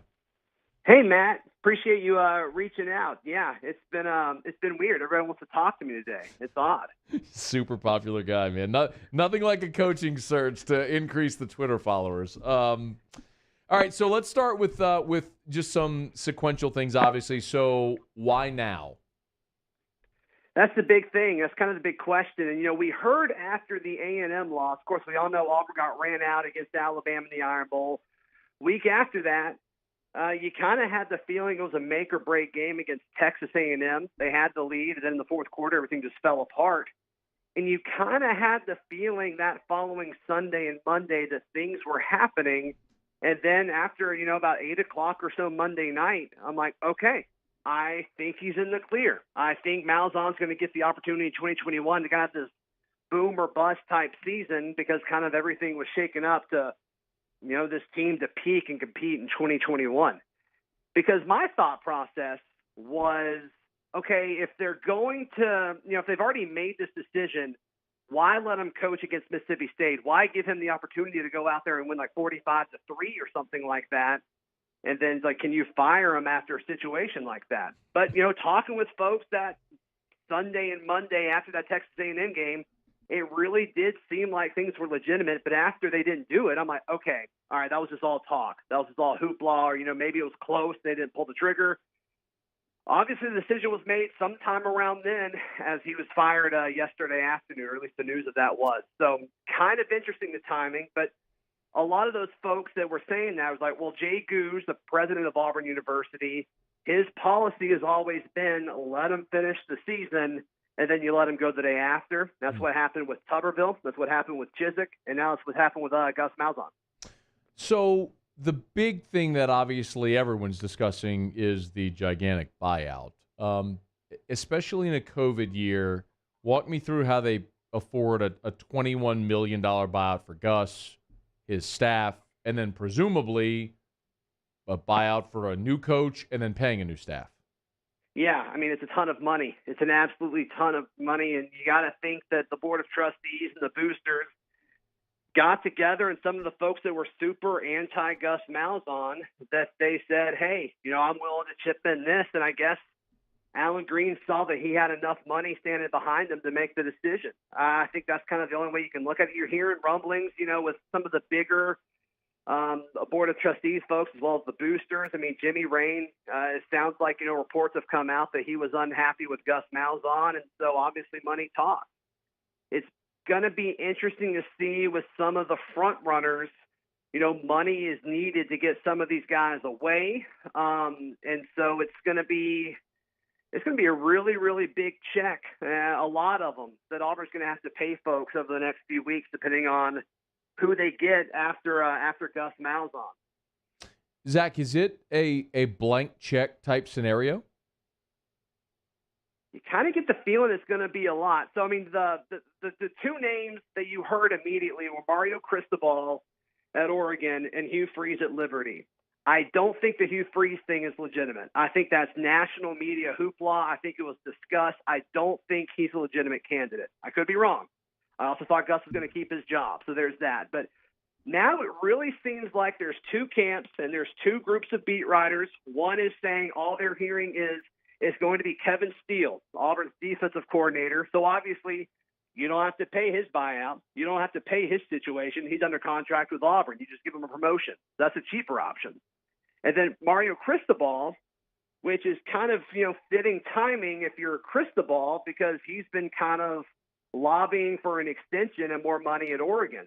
And I was looking at it. He's towards the bottom as far as salaries go in the Pac-12. And I think we all agree he probably shouldn't be towards the bottom of that conference based on what he's done in his track record and all of that. So I don't know if it's necessarily a blank check situation, but I think the going rate for the salary for an Auburn head coach is about $7 or $8 million a year. That's where Gus was. I think that's where his replacement will be, regardless of who it is. But I think both of those situations, from a cost standpoint, I don't think you're going to have to break the bank somewhere like what A&M did with Jimbo or something like that. I think that's kind of where you're going to be. Now, as far as paying to get the rights to them and buying out contracts and all that, I think that's another story. Zach, though, you mentioned Jimbo at A&M. You average out his salary, it's $7 million a year, $7.5 million a year. It's exactly what you're talking about. Yeah. I got a lot of thoughts about that. I think there was a major overreaction to the Jimbo contract, because by the time that's over, just think about how many coaches are going to be making $7 million, and A&M can write that check 100 times over in a year. But you're right. Let's go to and Zach Blackerby's our guest. He's a program director at the Auburn Network, also host of Locked on Auburn, daily Auburn podcast, part of the Locked on Network. Go subscribe however you get your podcasts. Obviously, coaching search time. It's a great time to do that. Let's talk about the two you mentioned with Steele and Cristobal. Why make the case for Mario Cristobal? Why that makes sense? Sure. I'm in the camp that Auburn needs to go get a guy that's a former Saban guy. My favorite, when as soon as I heard this, I'm like, Auburn needs to do whatever they can to get like a Lane Kiffin or Steve Sarkisian. Cristobal's kind of been the guy, the front runner that I've heard ever since this dropped yesterday afternoon. And I think the thought process there is Auburn needs to out-recruit Alabama. He was over Alabama's recruiting from 2013 to 16, I believe, were the years there. And that's really where Alabama started to get rolling as far as picking up, 10 5-stars every class, something ridiculous like that.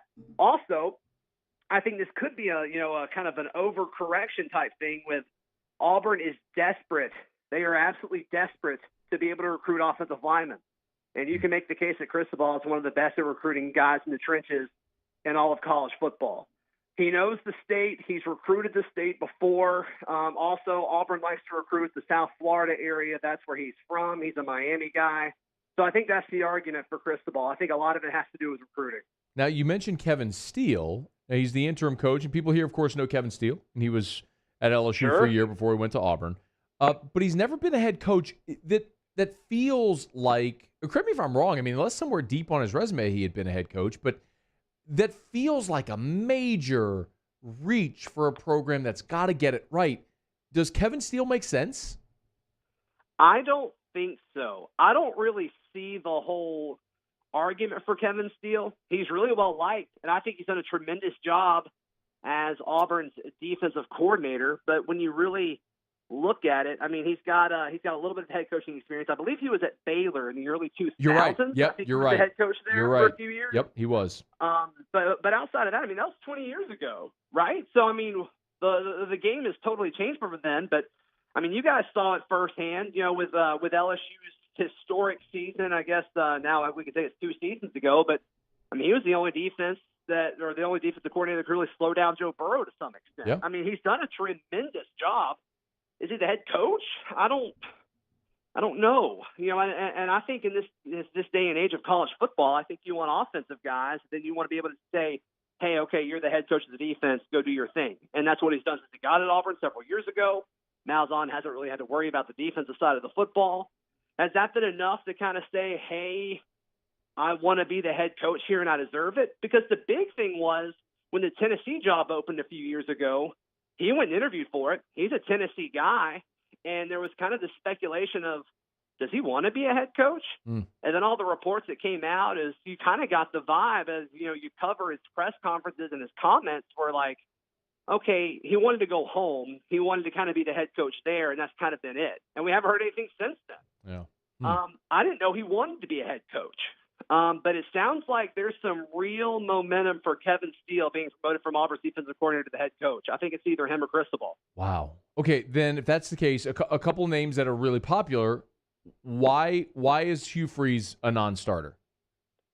I think a lot of Auburn folks, I think they want to go a little bit edgier than Gus Malzahn, but I think it's a little too much. Okay. I think as far as boosters concerned, I bet they would lose some money if they hired Hugh Freeze. Also, I'm just not convinced that Hugh Freeze is a better head coach than Gus Malzahn. I think with Cristobal, you could argue upside there. And I think with Steele, you could argue that it's more of the same. The defense has been really good at Auburn. You just need to bring in a new offensive guy. And, could Kevin Steele do that as kind of the CEO and just say, hey, all right, you're the head coach of the offense, I'll leave you alone, kind of the opposite of what Malzahn did to Steele. I don't know if Hugh Freeze is – I just don't think Hugh Freeze is a step up when it's all said and done. What about Lane Kiffin, since we've seen Auburn once before hire the Ole Miss head coach? Yeah, I think Lane Kiffin makes the most sense.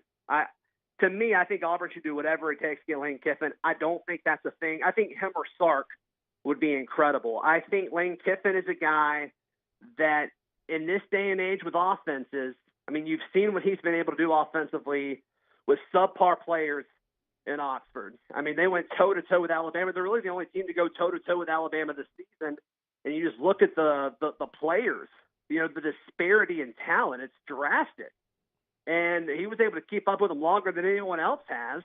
And you look at Auburn's personnel coming back in 2021 with Bo Nix, and then maybe you can convince some of these wide receivers to stay. The offensive line's coming back. You get a Tank Bigsby coming back. Auburn could really, really impact things if they had Lane Kiffin as their offensive mind behind it. Don't think it's going to happen, but you've seen this guy be able to recruit the state of Alabama. I think that is huge. I think his relationship with Nick Saban and his relationship with Kirby Smart will allow him to go toe-to-toe with a lot of these recruits. And I think when it's all said and done, I think that is a very clear step up from where Gus Malzahn was. Or at least you can see the path to how Auburn could get to a higher place than it was with Gus Malzahn. And then, Sarkisian, since I brought him up, the other, just as far as the Saban tree goes, I think it's a similar situation. You don't know necessarily what he looks like as much as a head coach recently. I mean, we've seen it way back in the past. I don't know if that's necessarily what you want. But as far as the offense and getting guys open in space, I think that would make a whole lot of sense too. The offense has to be better over the next few seasons than it was under Gus in the past 2 or 3 years. And I think some of these guys are no-brainers as far as making that next step. All right, Zach, before you go, what is Gus Malzahn's legacy at Auburn? Yeah, and that's been kind of the way I've tackled this conversation on Locked on Auburn and my morning show at the Auburn Network has been, there's a lot of chatter right now where a lot of Auburn fans are just kind of acting like the last 8 seasons under Gus Malzahn were terrible. And it's like, that's not the case at all. I think when you look at the program that Malzahn took over, it was a 3-9 team led by Gene Chizik, who had won the national championship 2 years prior. And then we all know the turnaround, the story of Malzahn coming in, taking the 3-9 team to a national championship, just a few seconds short of one of the craziest stories in all of college football history. But then he did it again. He got really close in 17, and then 19, the Iron Bowl in 2019 was one of the best games that I've ever watched. And just this exciting brand of football, at least for the first 5 or 6 years of his tenure there. And I think he made Auburn a significantly better program than when he took it over. I mean, how many teams, how many football programs throughout the country, and I really want your answer to this because I've been talking about this, for the past 48 hours. How many programs can you last 8 seasons with no losing record and still get fired? His worst season was 6-4. He won 6 SEC games, and that wasn't good enough, and he was asked to leave. And they're paying him a lot of money to do so. He's Les I mean, Miles. how many programs? How many programs can you go 8 seasons without a losing record and get fired? That is crazy. Zach, you just described Les Miles. Yep. I mean, Les never had a losing season. His worst season was they were 7-5, won the bowl game, finished 8-5, won a national championship, played for another, got fired. I mean, at some point, Zach, every contending program or every SEC program with resources just keeps looking at the giant crimson elephant in the room and go, right, why can't we be that? And no matter how good you are, consistent or stable you are, if you're not that, it's a constant reminder that you're not that. And, man, that's been the downfall of a lot of coaches in this league, man.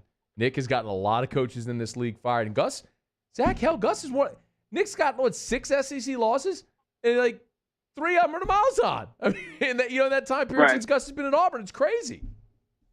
No, you're right. And that's been the big argument, after the Iron Bowl. It's like, he can't beat Saban. And it's like, 1, no one can. Right. And 2, he's done it way more than everyone else. In fact, it's not even close outside of Dabo. And it's just, is this really what we want to do? Like, when you look at this situation, is this really the best option? Obviously, it's about upsides, like you say. But, I mean, I just think when you look at it and you bring up LSU in the situation with Les Miles, I think a few years ago, and I still don't think they're really there. I mean, LSU, I still think is a higher-up program than Auburn is. But I think Auburn has kind of closed that gap over the past 8 years under Malzahn. Are they a top 10 football program? That's probably around where they are, where LSU's probably top 5, top 6 or so. But I don't think Auburn was a top 10 football program when Malzahn took over. And so, to answer your question as far as his legacy, I think he left Auburn in a better place than when he found it. Zach Blackerby, host of Locked on Auburn, and, of course, the program director there at the Auburn Network. Catch him weekday mornings there. Zach, I know it's busy, man, but appreciate you carving out a couple of minutes for us today. Thanks so much, man. Hey, Matt, you do a great job, man. Thank you. Thanks, Zach. I appreciate you, man. Man, I just find it – listen, y'all know I love the coaching carousel stuff. We're going to follow it. That's going to reshape the SEC in some way or shape or form. Can you imagine if Lane Kiffin – and then Ole Miss would be looking for a coach? I mean, there's so many possibilities there that could play out, which is fascinating. Auburn's got the money, man. You can go pay someone $21 million not to coach. You're not going bargain shopping for your next guy. You're going with an open checkbook. All right, stay here. It's AFR.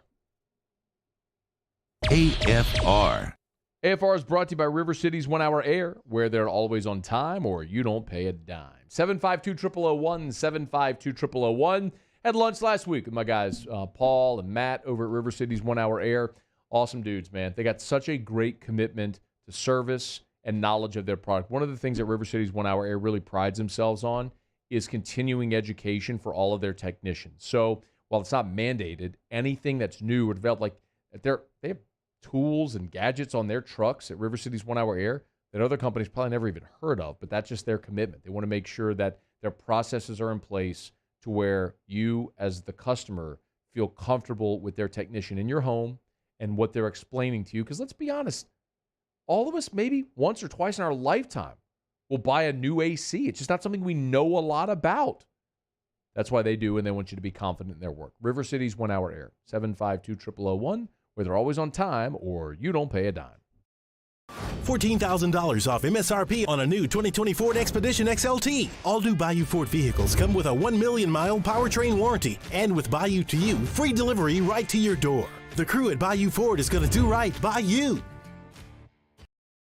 Gulf Coast Bank and Trust is a local bank with a straightforward philosophy. It's about doing the right thing for our customers. Participating in our community with annual local fundraisers, offering individual attention in a modern banking atmosphere with a trusted local company. Gulf Coast Bank invested in technology with a local touch, giving our customers the power to bank anywhere, anytime. We're building relationships through personal service as the bank that cares about you. Gulf Coast Bank and Trust, the bank that cares about you. If I built a van, it would do more than haul. It would carry my entire business. I'd make it available in dozens, make not thousands of configurations. It would keep an eye on my fleet. And an eye out for danger. If I build a van, I'd make it available in diesel and gas. And I'd build it right here in South Carolina. Introducing the all-new Sprinter, starting at $33,790. Built in the USA. Mercedes-Benz. Vans. Born to run.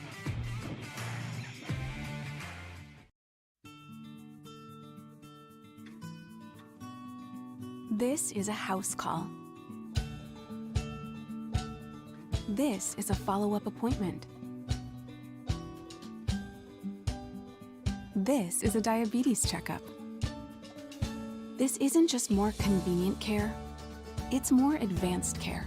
This is innovating healthcare at Louisiana's #1 hospital, Ochsner. ServiceMaster Elite create clean, disinfected work environments. As a local business, we take pride in serving the New Orleans and Baton Rouge areas. Our cleaning protocols follow CDC and OSHA standards for healthcare settings, offices, senior living, restaurants, and industrial plants. Contact ServiceMaster Elite to get your operation ready for reopening with germ disinfection cleaning. ServiceMaster Elite, the trusted choice in professional cleaning since 1996.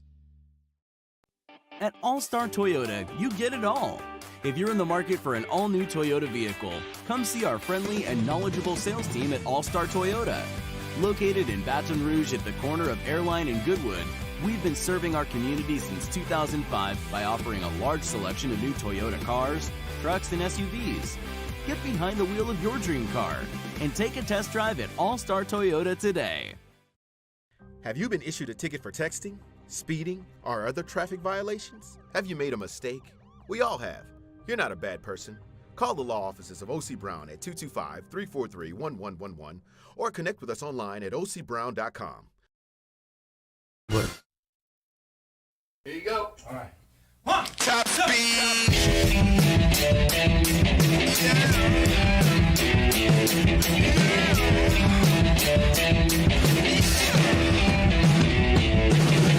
After further review with Matt Moscona, presented by Relief Windows. Windows, doors, siding. Call 288-8138 or visit reliefwindows.com. ESPN Baton Rouge, New Orleans, Alexandria.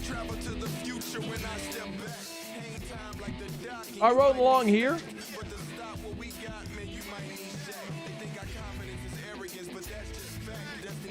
Monday AFR, presented by Relief Windows. Tigers with an improbable win. Saints with a gag-worthy loss in Philadelphia. Honors today, the SEC has named Cade York the Special Teams Player of the Week. And the SEC has also named Max Johnson the Offensive Player of the Week. So congrats to Max Johnson, his first start of his college career.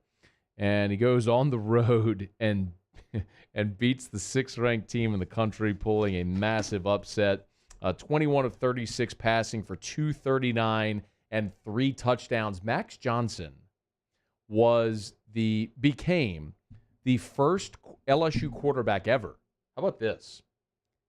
Max Johnson became the first LSU quarterback ever to throw for 3 touchdowns at a game in the Swamp. Not a bad debut. After the game, Max Johnson did meet with the media. And surprisingly, because we haven't spoken to a quarterback since Brennan's injury, but here was Max Johnson talking about the comfort level he had in his first career start. I was really comfortable. Coach Enzemir put me in the right positions. The O-line did a great job. They protected me really well tonight. The backs did a great job, and the receivers went and made plays for me. So, it was a great game for us. You know, he protected the football, which is, I would argue, the most important thing that Max Johnson did on Saturday. You know, TJ Finley's first road start was at Auburn, and they lost, and a giant part of that was 3 turnovers, became 21 points. So the fact that you had Max go out there and protect the football was just paramount. Now, Ogeron today was asked about, after having reviewed the film, this is 14, please, reviewing the film, what he saw from Johnson, and then also was asked sort of the obligatory who starts this week question. We got to talk about it this week, see what the game plan is. We wanted Max because of his mobility, not that TJ does it. and wanted to give Max a chance to start. You know, TJ had his opportunities to do it. He did very well sometimes. I think that we're very impressed with Max's leadership, his toughness, his ability to run the football, his ability to make decisions under pressure. And the biggest thing is no turnovers. And going into the swamp, his first game, think about this. You're a true freshman. You go into the swamp. You're a 23-point underdog, and you win. That tells you a lot about the young man. It was such a fun game to watch unfold, as we talked about in the open of the show. But the other thing that I said then, and I'll reference again here, is to, if possible, to try to temper expectations. Because remember, and believe me, like I hesitate so much to even say this, because it's like, it feels like the wet blanket effect, and I'm not at all saying it. Like, revel in this win in what has been a miserable season. To have that unfold on Saturday is sensational. What I'm trying to prevent LSU fans from doing is trying to extrapolate big picture conclusions from that singular event that happened on Saturday. Like, you're not going to change the course of moving on defensively because you won that game. You still gave up 609 yards and 34 points. Like, you're moving on from Bo Pelini this year.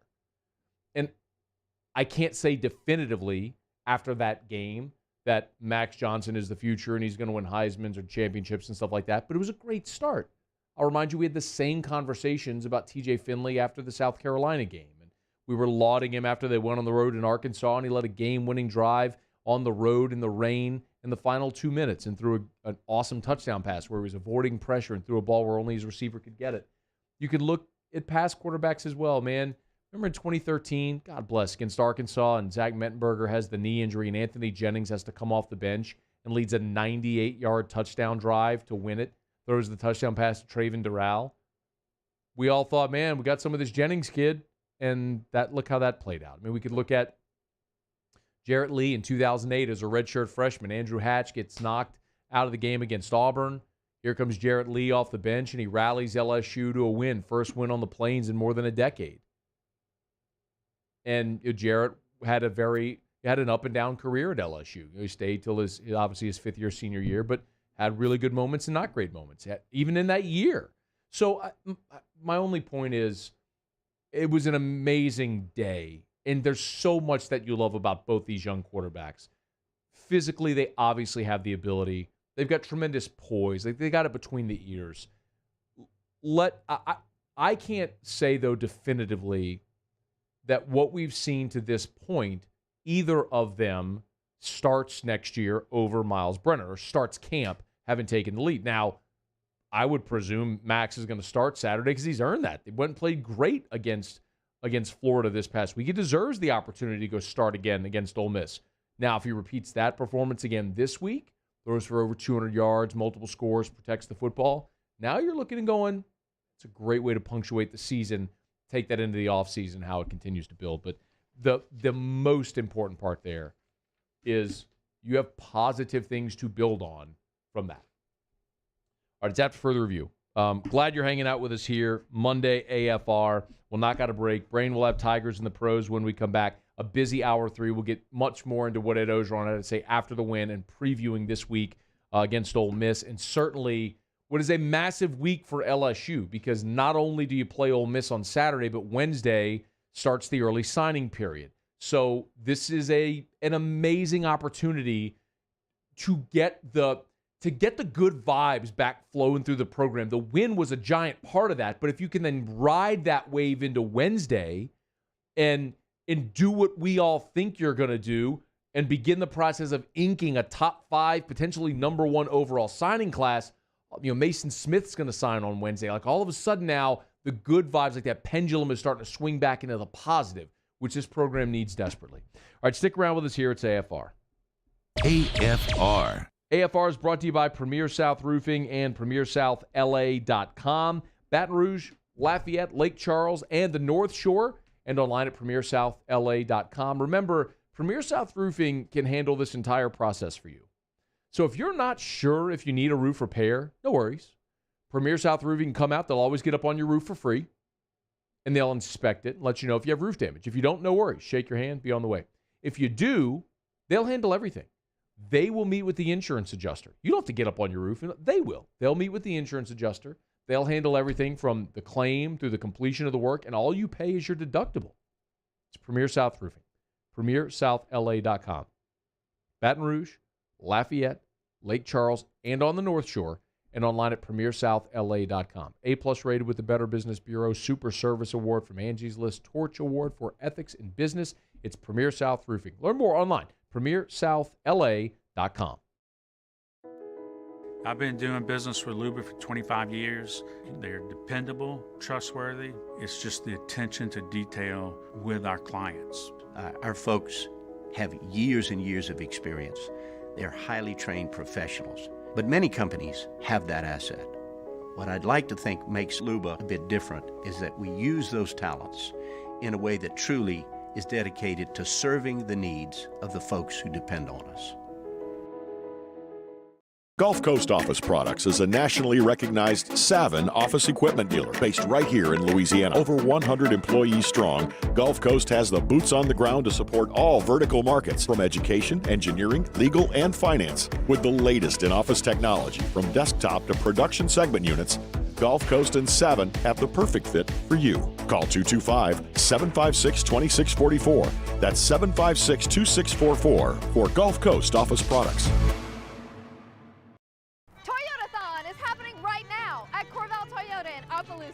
Get into a 20 Camry for $297 a month. Come on down to Happy Town for Toyotathon. That's Corval Toyota in Opelousas, Happy Town, USA.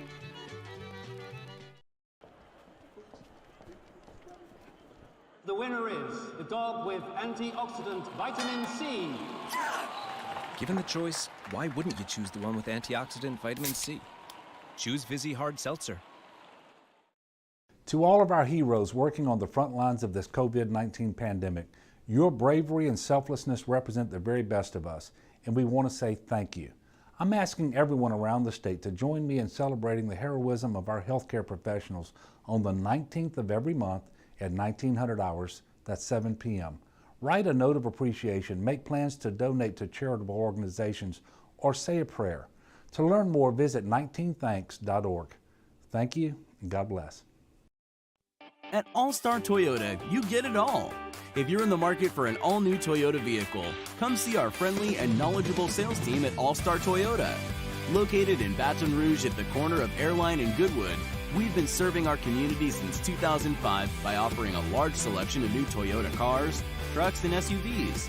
Get behind the wheel of your dream car and take a test drive at All-Star Toyota today.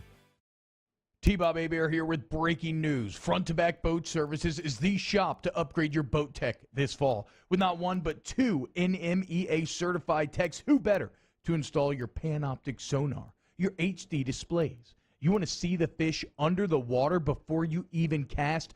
They have that. Trolling motor you could control with your iPhone? They have that. So what are you waiting for? Get into Front to Back Boat Services right now. Upgrade your boat tech. Make your boating dreams come true. Front to Back Boat Services.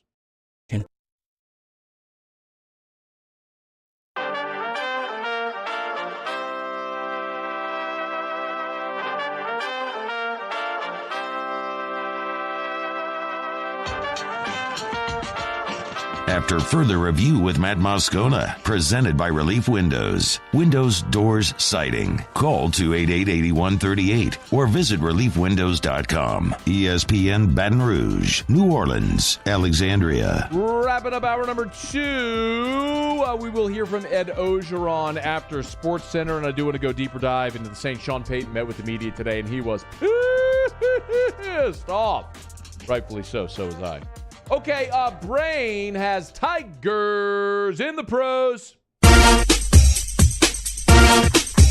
Tigers in the pros. They still bleed purple and gold. They're just really rich now. Presented by Kentucky's Best Hemp. Find them online at kysbesthemp.com. Jamal Adams has 8.5 sacks on the season. He good. That is a single season record for any defensive back. Yesterday, Adams had one of those sacks along with 5 tackles, a tackle for loss, and he hit the quarterback as well, which Do they count a quarterback hit separate from the sack? Because one would kind of go with the other, right? Yeah. You can't get a sack without hitting the It's quarterback. like in college, they count sacks and tackles for losses the same. Right. So if you hit the quarter, if you sacked him, you've hit the quarterback. Right. Duke Riley. Duke Riley had a decent day yesterday. I hate him. I know. Not really. I love him. 6 tackles, a pass deflection, and of course he picked off Taysom Hill as well. For the Saints, Quan Alexander had 7 tackles. He hit the quarterback once. One of the bright spots yesterday. Quan? Yeah, it was awesome. Forced a fumble, too. You see the punch out and the forced fumble? Like a hook. Just, bah! Came in, closed fist, punched the ball. It was awesome. You didn't see it? I missed the forced fumble. When was it? It was the fumble at the end of the game when the Saints got the ball back. Gave them life, an opportunity to go Oh, score. no. Yeah, I missed the end of the game. Oh, okay. Sorry. Devin White had 9 tackles for Tampa yesterday. Okay. He's now up to 118 on the season. Is that good? Decent number. Is that good? It's a decent number. Deion Jones had 6 tackles, 1 for a loss for Atlanta. That's a lot of linebackers from LSU right there. In the NFC South. Yeah, right. Fellow Not Falcon. playing for the Saints. Fellow Falcon. One was playing for the Saints. Yeah. Yes. Can we say that now? Russell Gage had 5 catches for 82 yards. Gage also threw a pass for a 39-yard touchdown. Did he jump over anybody? I don't think so. Then it wasn't a complete game for Russell Gage. Okay. Foster Moreau had 1 catch yesterday, 47 yards and Are a you touchdown. sure it's not Moreau? The island of Foster Moreau? No. It went for 47 yards. Boy, there's an obscure movie reference. I don't know what you're talking about. It's a Marlon Brando movie. It was terrible. He'd combine animals together. Oh. Yeah. It was called The Island of Foster Moreau? No, the island of Dr. Moreau. Oh. Yeah. It's awful.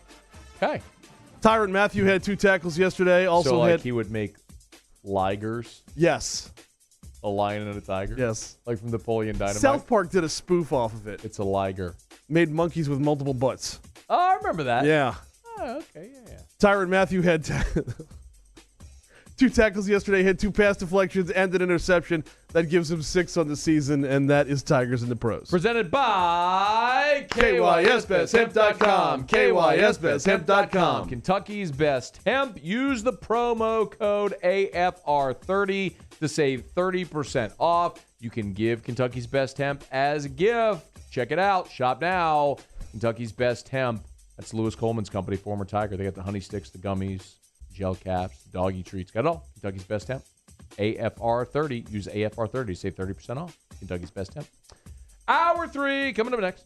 AFR. What a great time to go shop at South Point Volkswagen. Year-end deals, y'all. I mean, if you've ever, many of us have bought a car at some point in our life, probably all of us. The end of the year is the best time. They've got to move inventory. You got quotas to meet. You got year-end quotas to meet. So they got to make a deal. So they brought back Sign Then Drive.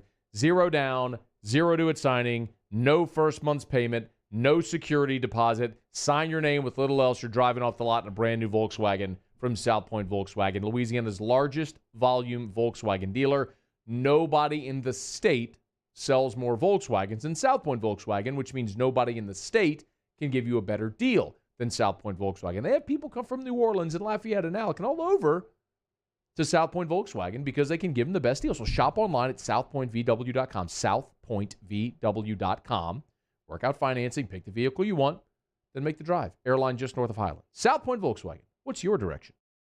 Have you been issued a ticket for texting, speeding, or other traffic violations? Have you made a mistake? We all have. You're not a bad person. Call the law offices of O.C. Brown at 225-343-1111 or connect with us online at ocbrown.com. Gulf Coast Bank and Trust is giving our customers the power to bank anywhere, anytime during this challenging event. And we're right there with you. Our mobile banking app is a smart way to manage your money and time. Gulf Coast Bank and Trust, the bank that cares about you. $14,000 off MSRP on a new 2020 Ford Expedition XLT. All new Bayou Ford vehicles come with a 1 million-mile powertrain warranty. And with Bayou to You, free delivery right to your door. The crew at Bayou Ford is going to do right by you. This isn't just another day. It's so much more. Kelly's life was put on hold when her auctioneer primary care doctor discovered a rare blood disorder. Her doctor connected her to an auctioneer care team of cancer, heart, and kidney specialists. With multiple primary care locations around Baton Rouge, same-day appointments, and online scheduling, we're relentless about keeping you healthy. Auctioneer Baton Rouge, innovating healthcare for Kelly. You may not know about the 4Kids Foundation, but you've probably heard of the Zurich Classic. And the Zurich Classic exists because of 4Kids. But it's what happens after the tournament that really counts. 100% of the proceeds are donated by the 4Kids Foundation to hundreds of local charities, totaling more than $40 million, all to help local children and families in need. 4Kids helps kids through golf, because every child deserves a shot at a brighter future. I've been doing business with Luba for 25 years. They're dependable, trustworthy. It's just the attention to detail with our clients. Our folks have years and years of experience. They're highly trained professionals, but many companies have that asset. What I'd like to think makes Luba a bit different is that we use those talents in a way that truly is dedicated to serving the needs of the folks who depend on us. Gulf Coast Office Products is a nationally recognized Savin office equipment dealer based right here in Louisiana. Over 100 employees strong, Gulf Coast has the boots on the ground to support all vertical markets, from education, engineering, legal, and finance. With the latest in office technology, from desktop to production segment units, Gulf Coast and Savin have the perfect fit for you. Call 225-756-2644. That's 756-2644 for Gulf Coast Office Products.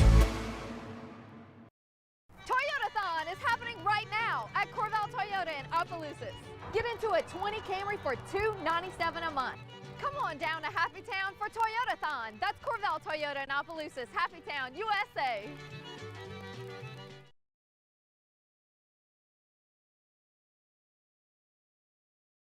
Hand Injury Lawyers. This is SportsCenter. I'm Christine Lisi. Here's what's happening. Plenty on the line when the Browns and Ravens meet on Monday Night Football tonight. Cleveland looking for a win to solidify its first playoff spot in 18 years and stay in contention in the AFC North race. Baltimore needs an efficient performance from its offense and QB Lamar Jackson to get a W and remain in the playoff hunt, notes ESPN's Louis Riddick. We know how good he is in the running game.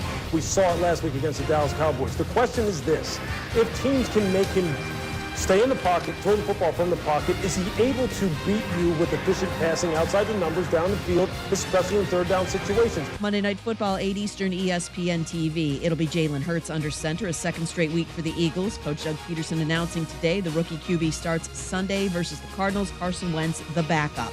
The University of Florida released a statement on star Keontae Johnson, who collapsed during Saturday's game against Florida State. He continues to be in critical but stable condition, and he's following simple commands and undergoing further tests. Johnson was a projected first-round pick in the upcoming NBA draft. I'm telling you, Baker Mayfield will have a huge performance on Monday Night Football and push the Browns to even a higher position in my real ranking. So how high will they rank? Keyshawn, J. Will, and Zubin, Tuesday, 6 Eastern on ESPN Radio. Matt Moscona. I'm very important. After further review. Say it one more time. After further review with Matt Moscona. And here we go. ESPN Baton Rouge, New Orleans, Alexandria. Live from the Mercedes-Benz of Baton Rouge studios. Let's ride.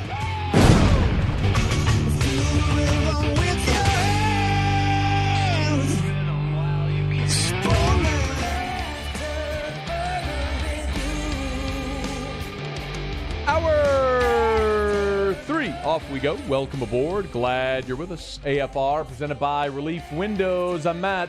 Love you, Matt. Paul O'Neill. They're chanting Paul O'Neill's name. The brain got a poop. And Mr. Toby Tomplay.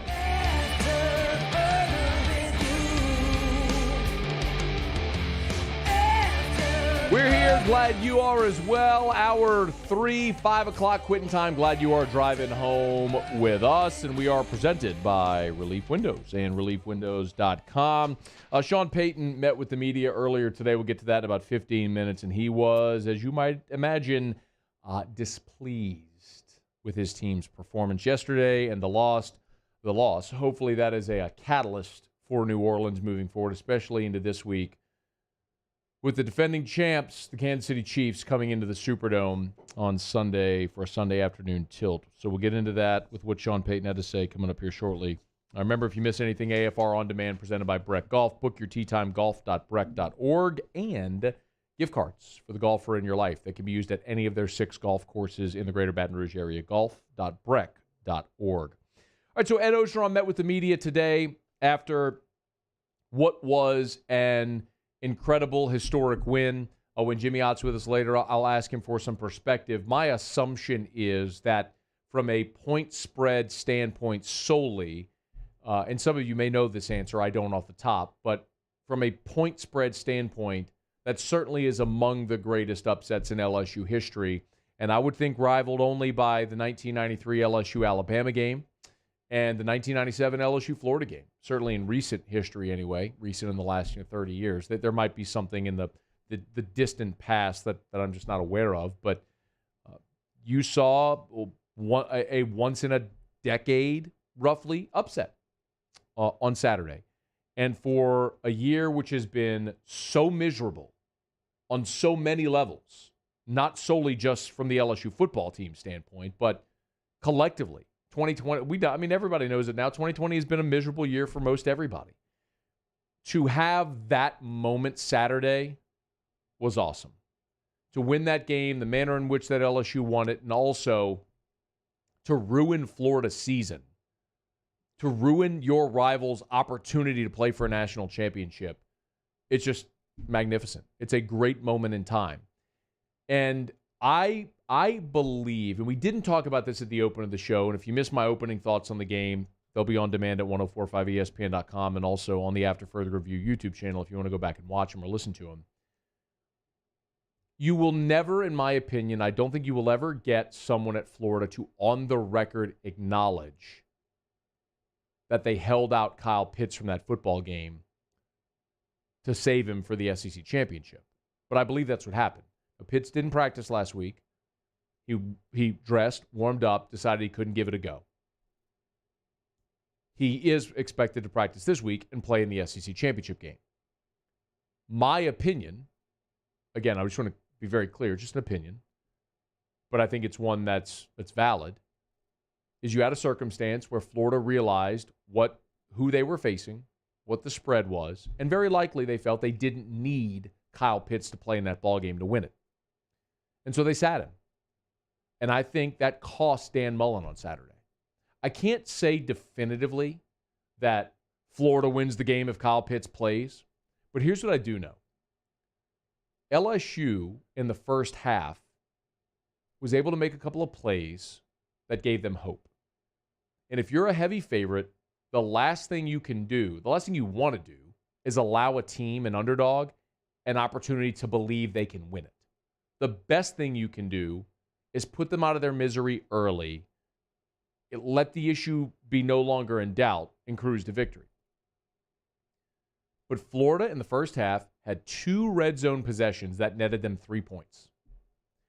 I don't know definitively. I can't say definitively that if Kyle Pitts is there, Florida wins. What I can say definitively, beyond a shadow of a doubt in my mind, and really from anybody who's watched college football, and certainly anybody who has watched Florida football this year, is that in those 2 red zone possessions, they absolutely would have targeted Kyle Pitts in those 2 red zone possessions. And he has been a monumental mismatch for everyone this year. And this would have been in a game where you didn't have Micah Baskerville and your safety play hasn't been really good. And if Kyle Pitts comes down with a touchdown in one or both of those drives, well, the game is very different. I think Dan Mullen cost his team in that scenario.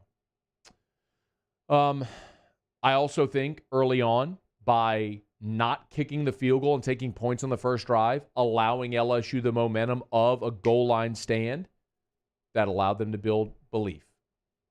And there's going to be a lot of Florida fans or people who are going to look at this game and say, LSU didn't win it so much as Florida lost it. And I say it's absolutely a combination of the two.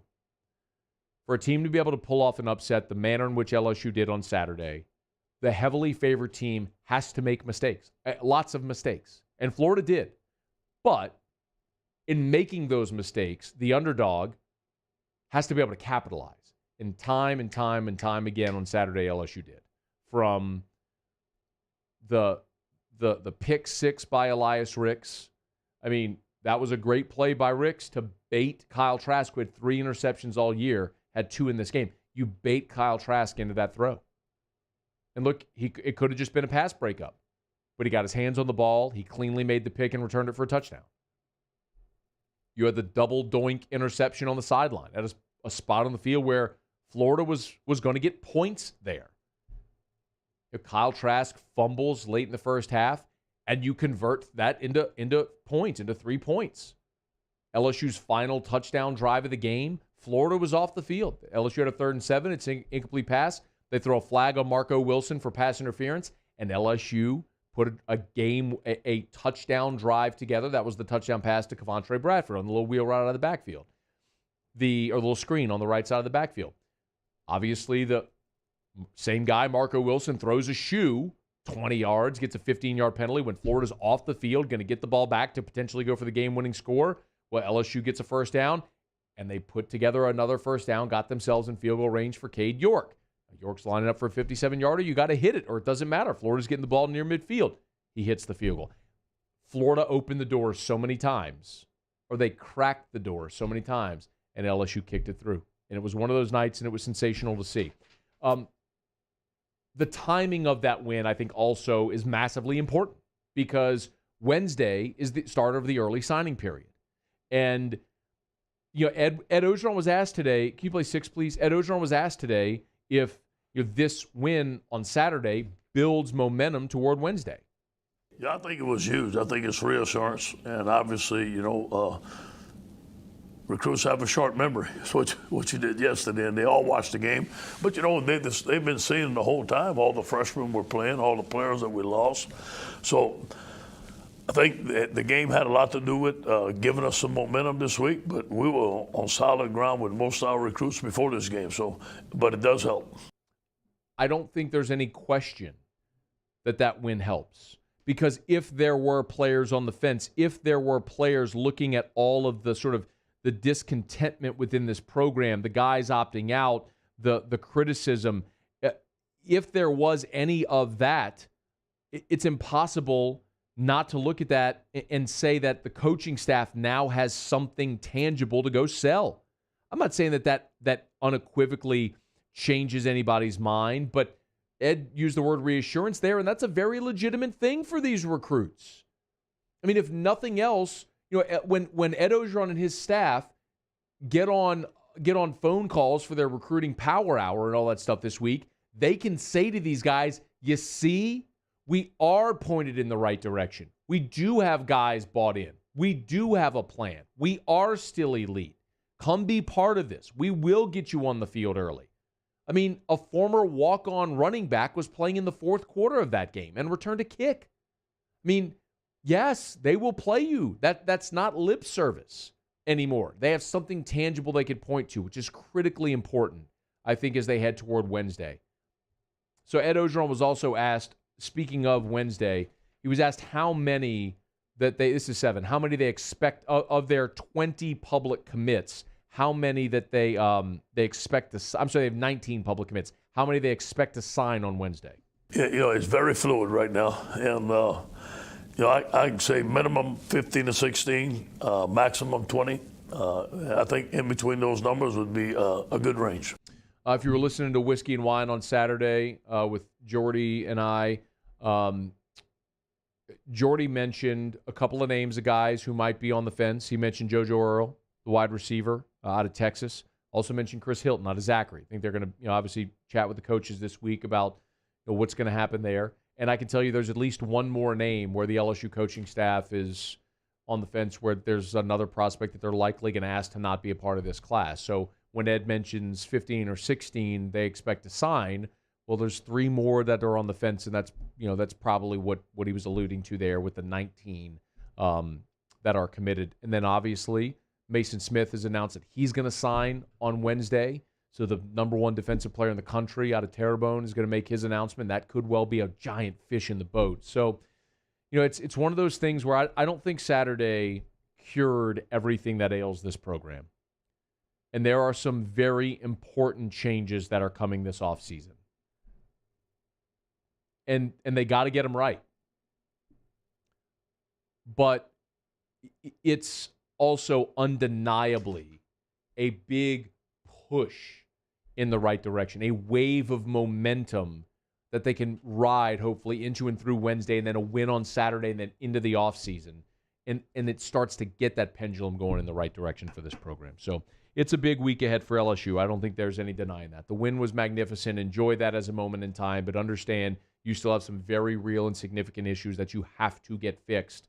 But that was a big push in the right direction. All right, it's after further review. If that's true for LSU, the exact opposite is true for New Orleans with what they did on Sunday in Philly. 9-game winning streak snapped. Opportunity to take the NFC South for the fourth consecutive year. Didn't happen. And also, New Orleans loses its hold on the 1 seed in the NFC. So now they not only need to win, but are going to need help with a Green Bay loss somewhere along the way. Sean Payton met with the media today via teleconference. Some of what the coach had to say less than 24 hours after his team took it on the chin in Philly. That's next. It's AFR. AFR. Brought to you by Darren James and Associates, powered by eXp Realty. Every home listed by every company, all in one place at agent225.com. We're headed toward the new year, and if your New Year's resolution is to be in a new home, let Darren James help you. So many people list their home for sale by owner, and 73%, nearly 3 out of 4 people who list their home for sale by owner end up hiring a realtor. Maybe you don't know how to price it. Maybe you don't know how to gauge the market. Maybe you don't know your comps. Maybe you're just not around to show it all the time, whatever the case may be. If you need to sell your home, you need to call Darren James and get your home sold. 335-7666, 335-7666, or agent225.com, agent225.com. Nobody works harder to get your home sold faster than Darren James. So if you need to sell your home, call Darren James, get your home sold. Think real estate, think Darren James. I've been doing business with Luba for 25 years. They're dependable, trustworthy. It's just the attention to detail with our clients. Our folks have years and years of experience. They're highly trained professionals, but many companies have that asset. What I'd like to think makes Luba a bit different is that we use those talents in a way that truly is dedicated to serving the needs of the folks who depend on us. Gulf Coast Bank and Trust is a local bank with a straightforward philosophy. It's about doing the right thing for our customers. Participating in our community with annual local fundraisers. Offering individual attention in a modern banking atmosphere with a trusted local company. Gulf Coast Bank invested in technology with a local touch, giving our customers the power to bank anywhere, anytime. We're building relationships through personal service as a bank that cares about you. Gulf Coast Bank and Trust, the bank that cares about you. Are you a licensed contractor? There's lots of good contractors in Louisiana doing work the right way, but unfortunately, too many unlicensed contractors are working outside the licensing requirements. Working as a contractor in Louisiana requires a license for the company doing the work. The Louisiana State Licensing Board for Contractors wants to help you get licensed to allow you to conduct work legally. It's not difficult to get the license. We can help you. Go to lacontractor.org for more information. Licensed contractors, it's the law. If I built a van,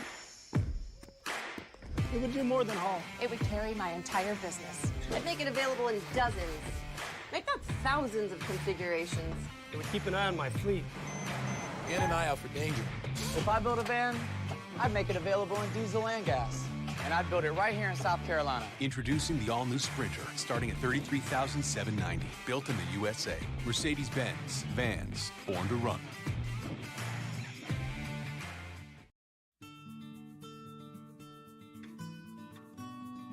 This is a house call. This is a follow-up appointment. This is a diabetes checkup.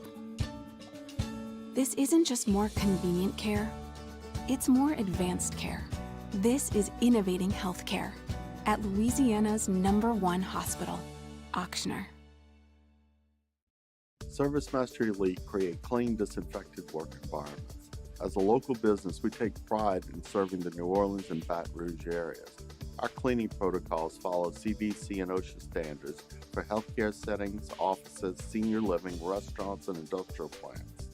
Contact Service Master Elite to get your operation ready for reopening with germ disinfection cleaning. Service Master Elite, the trusted choice in professional cleaning since 19.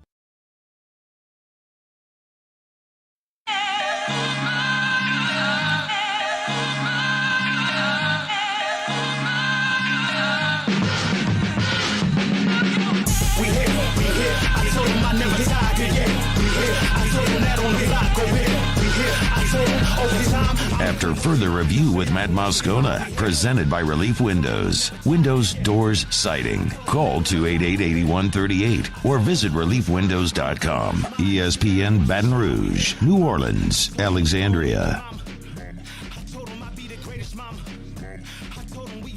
I'm glad you're hanging out with us here. Remember, every guest on AFR receives a gift from Dead Soxy, the new standard in premium dress socks, deadsoxy.com. I got mine on today, as I do every day. They are the socks that will not slip. They will stay up all day. They have patented technology on them.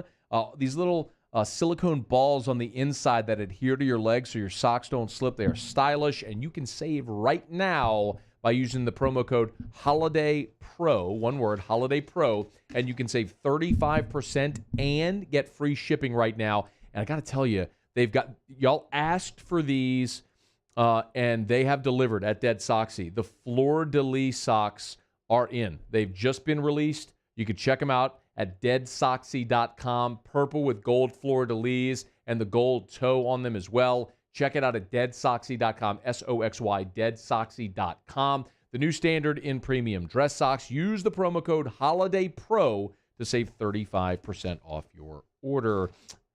So Sean Payton met with the media via teleconference on Monday to recap what was a bitterly disappointing day in Philadelphia as the Saints lose. Their 9-game winning streak snapped.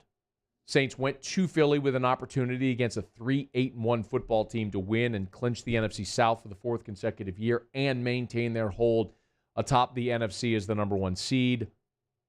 All of that fumbled away on a bitterly disappointing day in Philadelphia.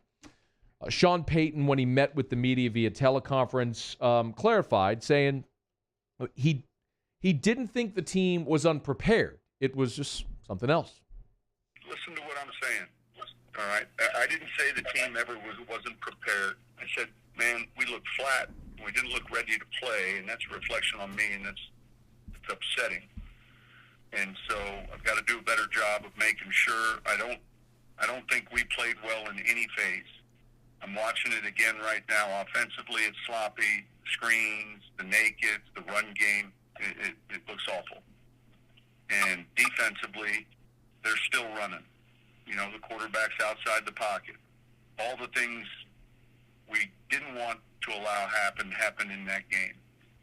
We can't kick a field goal early in the game, 2 weeks in a row. That's a problem. So that's where we start. Look, you can tell. I told you, Sean was salty today. He's not naive. He knows what was lost yesterday. We've talked about it all year. This is a team whose goal is win the Super Bowl. That's it. You have a singular goal this year. It's not get better. It's not make the playoffs. It's not win the division. It's not improve for next year. It's win the Super Bowl. The clearest path to do that is home field advantage, especially in a year where one team gets a bye. And especially when you got a 41-year-old quarterback who's now going to be coming off another injury and you don't want to be playing in Green Bay in January. He's pissed. I get it. I am too. And he was naming names. I mean, you heard him right there call out Will Lutz, who deserves criticism. You lost by 3. Will Lutz missed 2 field goals. Will Lutz has now made just 2 of his last 6 field goals. This after he started the season making 15 of 16. He was automatic. And now he can't make it. It's a real, genuine problem to where if it keeps up, it changes Sean Payton's decision-making process. Look at the end of the game. You got 4th and 2 from the 42. You could line up for a 57-yard field goal with 9 minutes to play that could tie the game. Instead, he goes forward on 4th and 2 and tries to go for a deep shot. Taysom Hill gets sacked and fumbles. It changes the game. Yes, Will Lutz deserves criticism. A lot of people do. So does Andrews Pete, who was not good yesterday. Sean Payton called him out by name today. Listen, Pete's got to play better. He's got to play better. I don't think any one of them played particularly great. But we'll keep working here. I mean, the first drive of the game, Andrews Pete missed a block that, I mean, they spot shattered it on the Fox broadcast. I mean, Camaro would have still been running. Pete missed a block. That's just one, but one of many. I mean, for a guy that's started 75 games for you, for a guy that this last offseason you invested, what was this contract they invested? I mean, I wrote it down. I can't find it. Whatever. Yeah, I mean, guys, they're paying him like $12 million a year. Paid him over $50 million in this contract. To be that bad? I mean, to where we see Nick Easton's out with a concussion. We're like, oh, crap. Because Pete and Ruiz, 2 first-round picks, one of whom is now on a second giant contract, they stink? I get it. I get Sean Payton's frustration. Your tackle play is exceptional. Eric McCoy is becoming one of the best centers in the league. Your guard play stinks. And the crazy part of that is that's where they built their Super Bowl roster, inside out on the line. With Jonathan Goodwin at center, and you had 2 best guards in football with Evans and Nix. Now, it's your weakness. Wasn't just Pete. It was all over the field. I've shared with you my thoughts on Taysom Hill. He was not good yesterday and didn't protect the football. He has continued to struggle throwing the deep ball, and Sean Payton refuses to run him. That part, I don't think is Taysom Hill's fault. But my contention is you are voluntarily negating one of your biggest advantages, which is Taysom Hill's ability to run the football. That's his cheat code. That's his superpower, and you're choosing not to use it. Sean was asked, 7, please. Sean was asked, can you get more with Taysom running the ball? Yeah, and a lot of it is the look you're getting. We ran it once with him on 4th down. We're caught short. A lot of it depends on what type of defense we're getting and what we're willing to run. There was a couple of plays, running zone reads yesterday, handed one off to Alvin. So a lot of it is predicated on what you're getting. That is an important distinction. A lot of times we don't know what the play call is. Like you mentioned, it was a zone read. Could have been Taysom running the ball. They gave it to Alvin. That was the look they got. I'd like to see more design run, though. Spread it out. Power play up the middle. When you got a hat on a hat, let your guy make a play.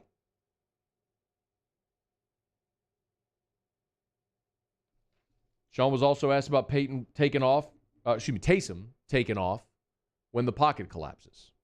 I mean, there's a clock in your head relative to the down and distance, and typically on your normal early downs, you get a feel pretty soon of when your time's up and you're going, or when you're staying with the read. Here's a nice way of saying it. He got sacked 5 times. Run! You hear all the time about quarterbacks with their internal clock. You got to have it. If it's 1,001, 1,002, 1,003, you better be going, dog. 5 sacks yesterday? One more on Taysom, which is just generally from Peyton, how he thought he played. I thought he played all right. I'm watching the tape. He's still slow on a few decisions. He's to the wrong side of the field a few times relative to making decisions. And I don't like the fact that the ball was out again.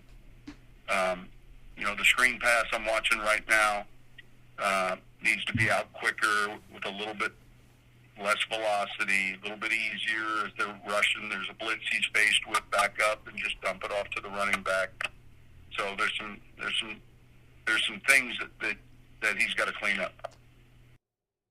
Sean salty, justifiably so. Things he's got to clean up. I just don't know if Taysom Hill is capable of cleaning that up. At 30 years old, I can't say he can't improve at all, but in many respects as a player, he's what he is.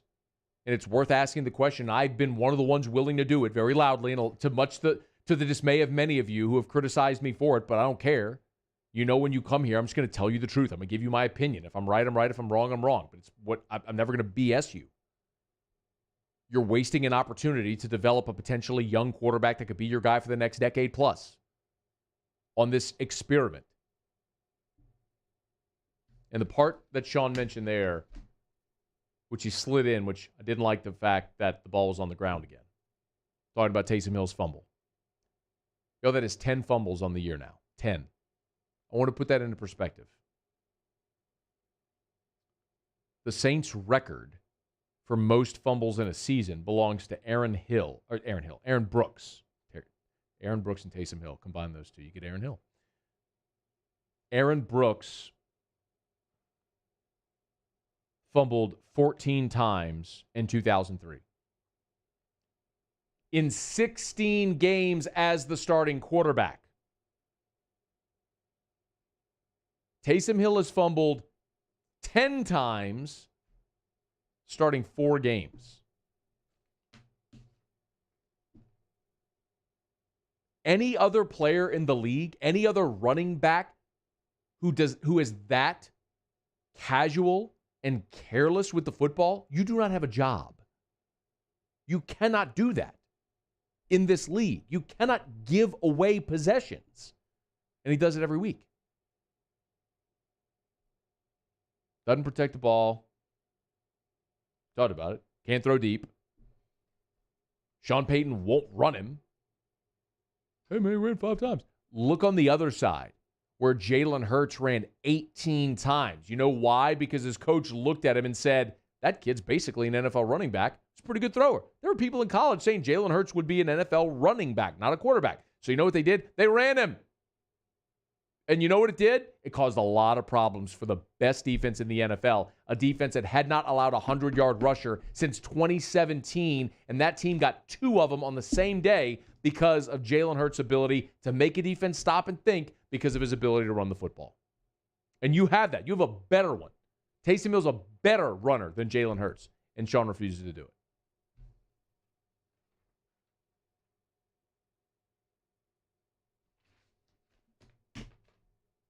Flip side, Quan Alexander was awesome yesterday. I'll give you one guy on both sides of the ball I thought were really good.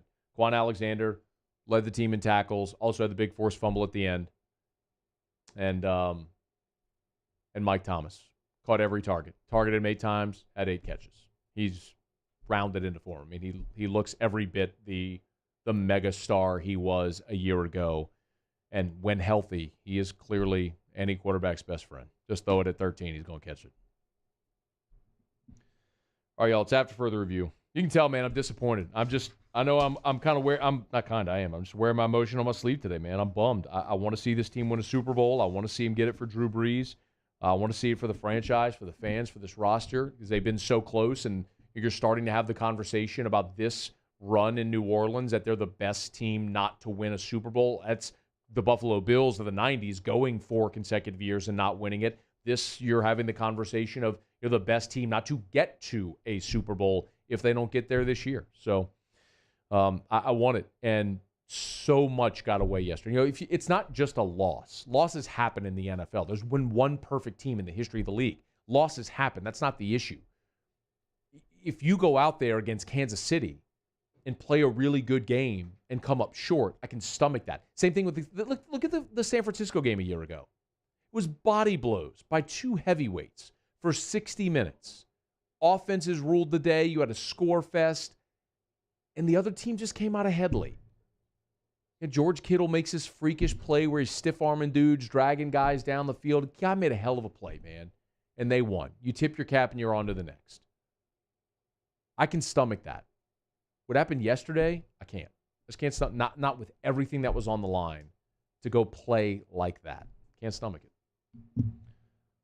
Hopefully they find their mojo and get right on Sunday. Not an easy task, though, with the Chiefs coming in. All right, after further review, we'll not going to break. If you want to jump aboard, you can. You can always join us on the JimsFirearms.net phone lines at 499-1045. You can tweet me at Matt Moscona at 1045ESPN. And the Bayou Ford YouTube chat on the Watch 1045 ESPN YouTube channel. Stick around. It's AFR. AFR.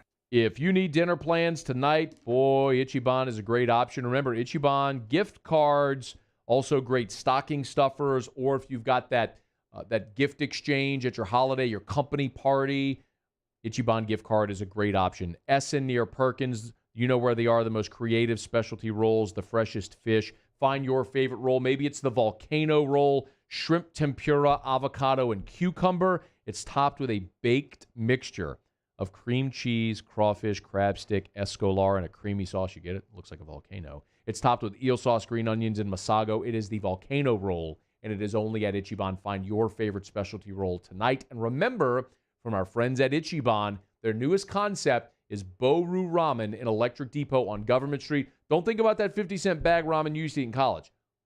Homemade noodles. The broth takes 30 hours. This is authentic Japanese ramen. It is divine. Boru Ramen in Electric Depot on Government Street.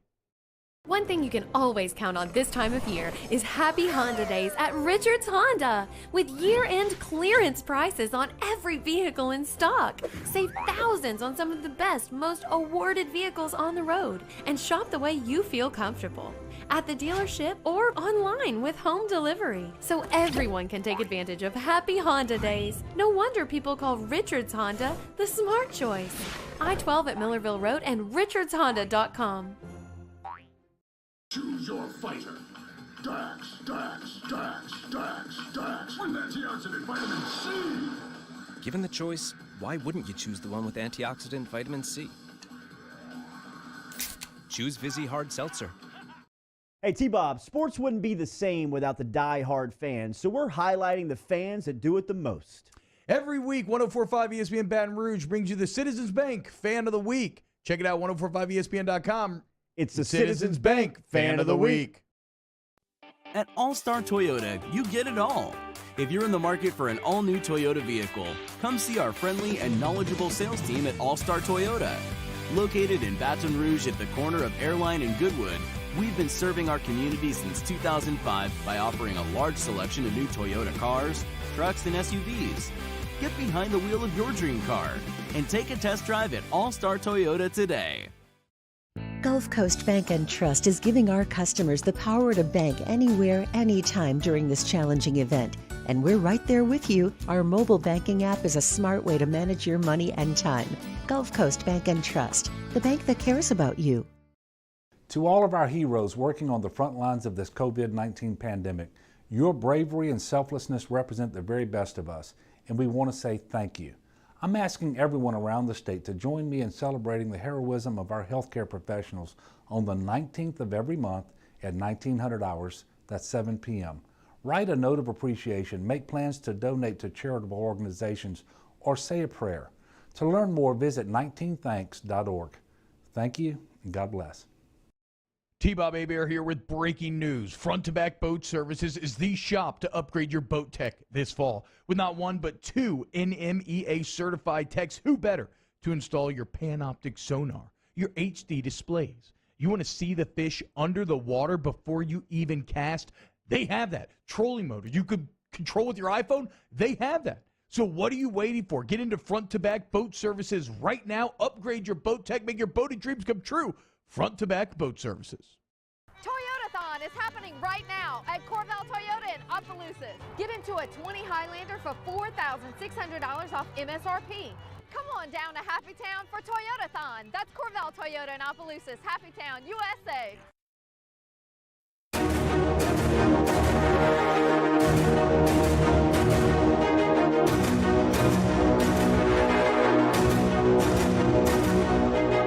After further review with Matt Moscona, presented by Relief Windows. Windows, doors, siding. Call 288-8138 or visit reliefwindows.com. ESPN Baton Rouge, New Orleans, Alexandria. I think Mike's going to be available this week. He became ill, wasn't able to travel, and he's better now. He's cleared, and I think that he'll practice this week and he'll be fine. Ed Ogeron updating Micah Baskerville. If you didn't hear the story, effectively what happened is they were on the bus about to head to the airport on Friday, and Baskerville wasn't feeling well. They pulled him off the bus because of COVID concerns. So they tested him. He was negative, but they pumped him full of fluid, continued to test. He was negative, and they thought they were going to be able to put him on a plane Saturday morning to Gainesville, and ultimately LSU's medical personnel decided that that was not safe. He was not going to make the trip, so he was a scratch. But if there were concerns, I know a lot of people might have had concerns if there was something else going on with Baskerville. Look, just with the nature of this season, people questioning transfers and opt-outs and all that. it's not that. He was not feeling well on Friday on the bus. They took him off the bus. COVID concerns, tested him. He was negative. All was good. They went on, played the game, and he's good to go now. So that's great to see for LSU as they'll take on Ole Miss and that really potent offense this week in Tiger Stadium. LSU, by the way, 1.5-point favorite over the Rebs. And this would be great for LSU to get this win. You'd finish the season at 500, which 8 days ago, 9 days ago, certainly didn't seem like a realistic possibility. 3 days ago didn't seem like a real. Yeah, 3 days ago didn't seem like a realistic possibility. But you beat Florida. Now, if you beat Ole Miss at home, you finish the season 500. And then you look back and you go, what if? Mississippi State, Missouri. You get it, you know? Also, I think this Saturday's big because I refer to those as like a balance of power games. If you're LSU, even in your worst year, you still need to be better than Arkansas, Ole Miss, Mississippi State, etc. I know you took it on the chin from Mississippi State earlier this year at the beginning of the season. We saw this defense has been awful, but we've also seen everybody else in the country figure out how to stop Mississippi State. But I really look at this game as a balance of power game. If in a year where Ole Miss is feeling themselves a little bit because they've won 3 in a row, they're flexing, they got Kiffin, the offense is churning pretty good, and you have the worst defense in the SEC, even if in this year they can't beat you, that's a balance of power game where you realize you're just on a different level from them because even when you're down, you're still better than they are. That's what this Saturday is for LSU. It's a good opportunity. But it's after further review. Squeeze in a couple of calls here. I haven't gotten to any today. And we'll get to Otter Locks and what we learned to wrap up here in just a bit. Javier is in Prairieville. What's up, Javier? Hey, Matt. How you doing? Good, Hey, I wasn't going to comment on the Tigers, but, yeah, I think the whole perception of the year changes with that win. And if they can go 500, that would be amazing. Yeah. But the reason I called, and you might have already talked about it, so I apologize. It's okay. That time management by the Saints, when they had 6 minutes left and they were just taking the clock down to 5 seconds, I was yelling at the TV.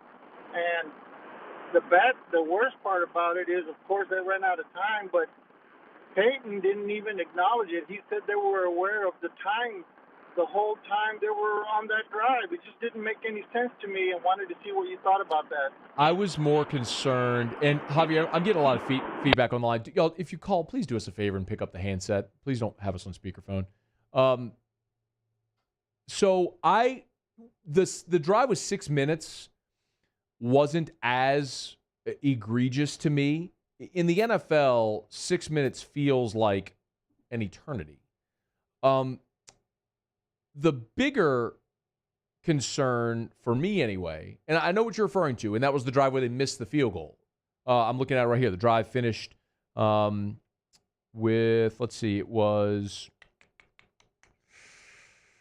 missed the field goal with exactly 2 minutes left. So they started the drive with 6:22 to go in the ball game. But that's a play in the ball game or a moment in the ball game, and I understand the point, but you get points there.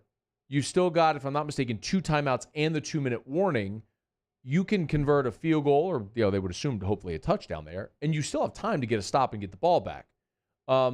Sure, but to Javier's point, I could absolutely be okay with some more urgency. I'm totally okay if that were the case, but I don't ever look at Sean Payton, and in his entire tenure as the Saints head coach, I've never thought, man, they've got clock management issues. Game flow is something, and game control is something that he's always had and always been aware of. I mean, as critical as I've been today, and I think my opinion is, and it's not changing, I think they're mismanaging this situation with Taysom Hill. I think they're trying to force something that's not going to be there, and they're wasting an opportunity to play a guy that's been a 5,000-yard passer to see if he could maybe be your guy. That's just my opinion. That's obviously not going to happen. They're committed right now to Taysom and theoretically for next year or beyond. But, I mean, that disagreement, criticism, whatever, notwithstanding, Sean Payton's a Hall of Fame coach. He's one of the greatest offensive minds the game's ever seen. I believe he's always in command there. And, they missed the field goal, which meant you're still down 2 scores now at the 2-minute warning. Then they got the fumble because Quan punched it out, and then you score in 3 plays, and now you got an onside kick, which boy, it sure looked like they were in position to recover that onside kick, man. How Craig Robertson didn't come out of that pie with that ball is, I guess you'd have to ask him what happened there at the bottom of that pile. But I totally understand the question, Javier. If you make the field goal, you got 2 timeouts, the 2-minute warning, you get a stop, and then you get the ball and a chance to go win it. I mean, I'm okay with it. I'm okay with how they did it. One more. Chris is in Alexandria. What's up, Chris? Hey, what's going on? Hey, Matt, is nobody talking about, is LSU going to be the only team that's not going to have to rebuild next year? Because all the quarterbacks are going to be gone, and all the great players with Alabama, Florida, A&M, they're going to be gone next year. So LSU will be like the number 1 team in SEC next year, right? So I'll never say that Alabama needs to rebuild. True. Because they're always there. True. But if you're specifically talking about quarterback, I do think this is a year similar to 2 years ago, or even, I guess, look, I mean, Chris, no, it was this year where, look, man, Joe Burrow was gone. Tua was gone. We looked around the conference and said, Jake Fromm, who had been a 4-year starter at Georgia, was gone. Regardless of what you think of him, we looked around the conference and said, like at the beginning of the season, is Kellen Mond the best returning quarterback in the league? And there was a case to be made for it, right? Trask has had a great year. Mac Jones is elevated, but I do think that door is open. Assuming Mac Jones goes to the NFL and Kellen Mond's obviously a senior and Trask goes to the NFL. I think there's a wide open door to say who's next. I think JT Daniels at Georgia has really injected life into that offense, and if he comes back, which he is draft eligible, but if he comes back, I think Georgia is probably the prohibitive favorite in the SEC East and probably the SEC alongside Alabama. Right. All right. Appreciate that, Matt. All right, Chris. Appreciate you listening up in Alexandria, man. Of course, our affiliate up there on 94.7 ESPN up there in Alexandria. We appreciate y'all listening up in Senla, and, of course, 100.3 ESPN New Orleans. Those of you watching us on CST, we appreciate everybody for being here with us. It is After Further Review, brought to you by the Aesthetic Medicine and Anti-Aging Clinics of Louisiana. Remember, all this month, for every $100 gift card you buy, they will give you a $50 gift card for free with no limit. I was in there today. Dude, they're so awesome, man. They're doing a big toy drive right in the lobby when you walk into the clinic. There's toys under the tree all to the right that they're going to be donating to children's charities this Christmas season. Just great people, great core values. I love endorsing them. Dr. Howell and Kirk and the whole gang over there, they're just awesome. So, I'm in there every week. Hormone replacement therapy is something I tell you about. It's something that I'm a believer in that's helped change my life. They can do the same for you. If you're sluggish, if you're not feeling like you did when you were younger, that's a very natural part of aging, and hormone replacement therapy can help get you back on the right track. It is affordable, it is safe, and a simple blood test can let you know if you're a candidate. TheAntiAgingClinics.com to learn more. TheAntiAgingClinics.com. Blue Bond in Baton Rouge, Ambassador Caffrey in Lafayette, and online, TheAntiAgingClinics.com. All right, y'all. We got one segment to go. It is a Monday night football day, so you got a pretty good game tonight as well, man. We got Ravens at Browns. Ravens are clinging to their playoff lives. The Browns are trying to win 10 games for the first time since 2007. It's only happened once in Cleveland since the Browns have been back in the NFL in 1999. It was 2007 when they won 10 games. They were 10-6 and missed the playoffs. But they're trying to win 10 games. They can do it tonight with a win at home over Baltimore. Cleveland is a 3-point favorite. We'll take a look at that game, some of the basketball action with the Otter when we come back. Little Otter locks before you set the lines for tonight. Check with the Otter. We'll do that next. It's AFR. AFR. Love telling you about Clegg's Nursery. Boy, you can barely drive around town without seeing the festive decor everywhere. Clegg's Nursery is helping a lot of people. If it's your Christmas tree, real or artificial, if it's poinsettias all over the store, if it's your indoor and outdoor decor, if you need Christmas lights, if you need indoor or outdoor Christmas decorations, from doormats to garden flags to the lights that we talked about to tabletop designs and sets, if you need to get your home or office in the holiday spirit, Clegg's Nursery can help. 4 locations in the greater Baton Rouge area. I tell you every day to buy local and shop local. Poinsettias, they are popping out of the greenhouses at all the Clegg's Nursery locations. And remember, gift cards, gift cards, gift cards, gift cards, gift cards. If you're buying for the gardener in your life, or you're just looking for something different, a Clegg's Nursery gift card is an awesome gift. Buy local, shop local, and tell them Matt sent you in when you go see our friends at Clegg's Nursery. You may not know about the 4Kids Foundation, but you've probably heard of the Zurich Classic. And the Zurich Classic exists because of 4Kids. But it's what happens after the tournament that really counts. 100% of the proceeds are donated by the 4Kids Foundation to hundreds of local charities, totaling more than $40 million, all to help local children and families in need. 4Kids helps kids through golf, because every child deserves a shot at a brighter future. Toyotathon is happening right now at Corval Toyota in Opelousas. Get into a 20 Highlander for $4,600 off MSRP.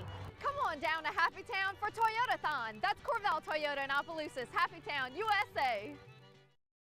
Gulf Coast Bank and Trust is a local bank with a straightforward philosophy. It's about doing the right thing for our customers. Participating in our community with annual local fundraisers, offering individual attention in a modern banking atmosphere with a trusted local company. Gulf Coast Bank invested in technology with a local touch, giving our customers the power to bank anywhere, anytime. We're building relationships through personal service as the bank that cares about you. Gulf Coast Bank and Trust, the bank that cares about you.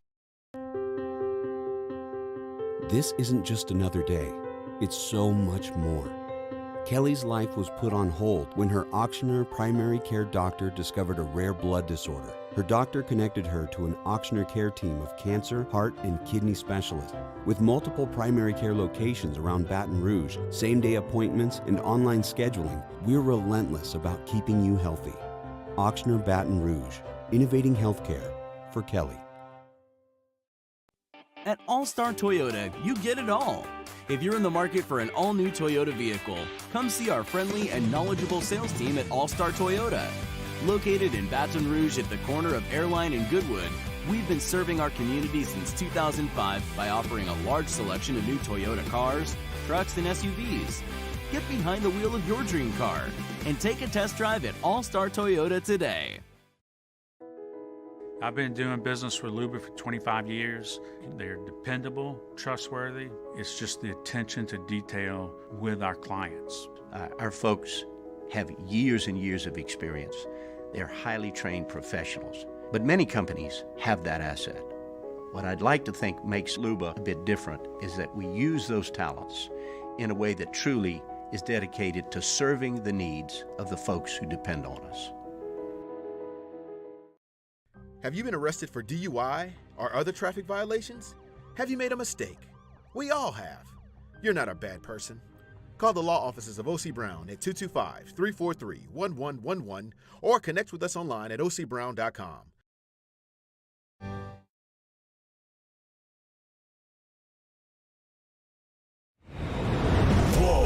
Tell them that's what we ready for. War. Tell them that's what we ready for. War. Bringing that to competitors. Do we see the confetti fall? Be ready for war.